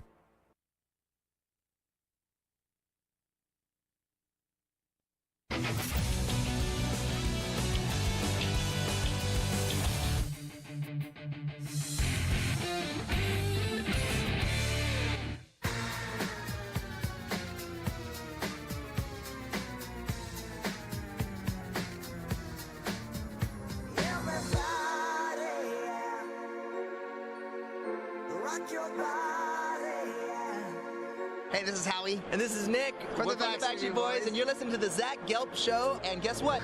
Zach is back. All right. He's live. He's nationwide. This is the Zach Gelb Show. All right, it is the Zach Gelb Show on the Infinity Sports Network. So I got two Yankee fans sitting across from me. I got Samter and I got Stu. So Aaron Judge last night hit 2 home runs. It was his 50th and 51st home run of the season. So he has a .328 average, 51 home runs, and 109 RBIs. His OPS is 1.136. It's nuts. Which is crazy. So he's first in average, fourth in home runs, and tied for 6 in RBIs, and OPS is first, obviously. Cal Raleigh has a .248 average, 60 home runs, 125 RBIs, and an OPS of .959. So that's tied for 98th in average, first in home runs, second in RBIs, OPS third. So I think I know where Samter's going to answer, so I'll ask Samter first. I do not know where Stu is going to answer. Samter, who should win the AL MVP? Is it Cal Raleigh or is it Aaron Judge? I mean, listen, it's going to be tough. I think it has to be Judge. it feels like this is a special year for Cal Raleigh, and maybe there's some Aaron Judge fatigue. Judge did miss some time. He's played like 8 or 9 less games, 7 or 8 games fewer than Cal Raleigh, so that can kind of account for the fewer home runs and RBI. When you have an OPS at 1.13, you're hitting 330, and you're going to hit over 50 home runs with a league-leading batting average. His WAR is like 9.6 also, and like I know I'm not all about the new stats, but like he is legitimately a good. Like every single stat is the best that you could possibly have. Plus, he plays a great right field when he's not hurt. Cal Raleigh's defense as a catcher is not the best. It's like average for a catcher. If he was like a Gold Glove style catcher, then maybe that would help. The fact that he's a catcher doing this offensively, but like I don't know. It's him hitting 60 home runs as a catcher. No, it's nuts. It's nuts. Mm-hmm. But like if he was like a Gold Glove style or caliber catcher behind the plate, it would mean more to me than just okay. Yeah, he plays catcher and he's doing well on the offensive side. Okay, so I knew you were going to go with the Yankee. Stu, I don't know where you're going to go on this one. So what is your take on the AL MVP? I would vote for Cal Raleigh because he's 60 home runs as a catcher is insane. And the fact that he's doing it for a Mariners team, leading them to the playoffs, a team that hasn't made the playoffs in almost 25 years, I just think this is a year that you have to reward. Look, we're going to see Cal Raleigh hit 50, 55 home runs next year. Probably not. I think you have to reward that. I know that's maybe lame because, okay, Aaron Judge is still amazing. It's the same thing with Ohtani, right? Like, these are the two best players in the sport, Ohtani and Judge, no doubt. But I think you have to, when these other guys have great years, you have to reward them, even if that penalizes Aaron Judge who's also having an amazing year. Well, see, that's the thing. I think when you're a catcher doing this, yeah, and I'll disagree with Samter in terms of the guy won a Gold Glove last year. So that's where I think it enhances the argument for Cal Raleigh is the fact that he's putting up these numbers with the wear and tear and everything that happens to you behind the plate, right? Now, even with that being said, I do think something Samter said maybe end up being the difference is the fatigue factor. Like, and we see that more at the NBA. LeBron should have more MVP awards. Embiid got it right one year. And sometimes when you're just not the guy, you end up being the guy when you have the guy type of season when the other guy still probably deserves it. So I do wonder the fatigue part about that. Raleigh right now is the betting favorite. Judge right now, my friends and I made a bet today. We threw $25 each at plus 180, and we put it down, small unit. We put it down on Aaron Judge. I think it was like 7 or 8 of us. $200 wins $560 if it pays out. He's at plus 180 right now. Here's the difference for me why I would vote Judge if I had to vote, which I don't. It's the average. He's got a 328 average. Like, you look at the numbers, and I'm not expecting a catcher to hit 328. But average 248 to 328. Home runs, 60 to 51. RBIs, 125 to 109. That average is the one that is the huge discrepancy. So that's why I would end up going with Aaron Judge. But if the big dumper wins the AL MVP, am I going to be sitting here and freaking out? Absolutely not. How could you be upset if a guy with the nickname the Big Dumper ends up winning the AL MVP? Tigers fans, it's terrible right now. He had a 15 or 16 game lead, and right now, if the season ended today, you're not winning the Central. So you look at that run with Scooball and how much Stu and I love Scooby-Dooby-Doo, how they have choked this away. And I feel like the national attention hasn't really been directed to the Tigers because, the Mets paid Juan Soto. The Mets at one point were, 22 games over 500? And the Mets, they might not even make the postseason. The Mets lost last night, but because the Reds lost, they still had the game lead in the wild card from what happened the night before. But those two teams, the Mets and the Tigers, at the end of the week, if they're not in the postseason, you're talking about two all-time gag jobs. You really are. And I never thought anything worse in my life would be 2007 with the Mets when they were up 17. Oh, they were up 7 with 17 to play. And that's an all-time terrible choke. That's like the Yankees being up 3-0 in the ALCS and blowing it to the Red Sox. But I actually think this one would be more painful. And this one would be more disappointing. Because here's what I would say.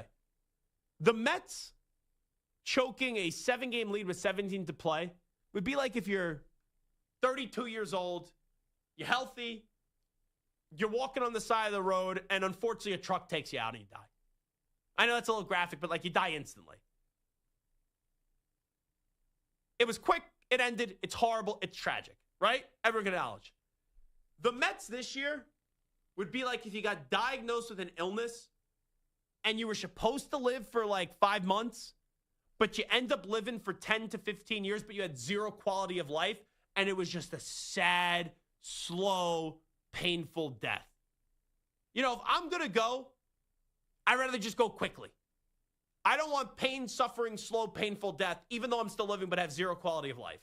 And that's what this version of the Mets is right now if they don't make the postseason. Now, the last thing, and I think this will tick Stu off. I knew Stu was going to say Cal, or I thought Stu was going to say Cal Raleigh. How about George Springer the other night? Now, don't get me wrong. That ball was fair. The umpire messed it up. It should be reviewable. But that guy saying, oh, if New York just, and John Boy did a great job, whatever he said, if they want New York to win, just let them win. If they want to just what? That guy bitching about the integrity. And I'm not even, like, I didn't freak out. Like I'm over the Astros stuff, whatever. It's not a big deal to me anymore. Right? The Astros went after that. But that guy now in the Blue Jays bitching about the integrity of the sport, Stu, I thought that was ironic, hypocritical, and rich. And I know that definitely ticked you off, and you're probably laughing at it. Yeah, it's definitely a bad look because, look, just read the room when you're mouthing Go bang that. a trash can when you complain. Yeah, he's also someone that absolutely annihilates the Yankees. He did with the Astros, and he does with the Blue Jays. Even this year, he has a bunch of home runs against the Yankees this year. So, I don't know. That's just a wild thing for him to say. Yeah, no, that definitely had me laughing. All right, and that is the Zach Gelb Show on the Infinity Sports Network. Big thank you to Roman Harper. Tomorrow, we'll have a big show for you. We'll recap Cardinals and Seahawks. We'll also get you lined up for another weekend of the NFL, plus a ton of college football. We got some monster, and I mean monster games this weekend in the world of college football. Stu, thank you. Sam, thank you. Act, thank you. But most importantly, a big thank you to each and every one of you for tuning in, however you do listen to us or watch us, whether it's across one of our great local Infinity Sports Network affiliates, Sirius XM, Channel 375, the free Odyssey app, the iHeartRadio app, or streaming live on YouTube. We'll talk mañana on a Football Friday, right at 3 p.m. Eastern, noon Pacific time. I'm Zach Gelb. Follow me Twitter, Instagram, at Zach Gelb, or on TikTok, at The Zach Gelb Show. We'll talk on Friday, everybody. We out. Bye-bye. Have a good night. Peace.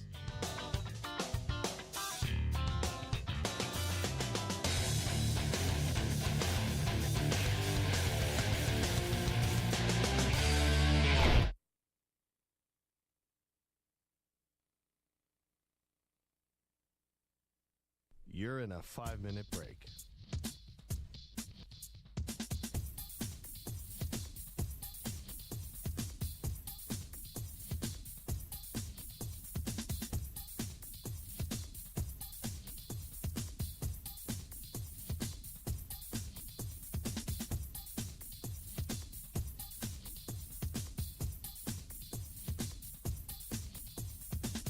Four minutes, 30 seconds remaining.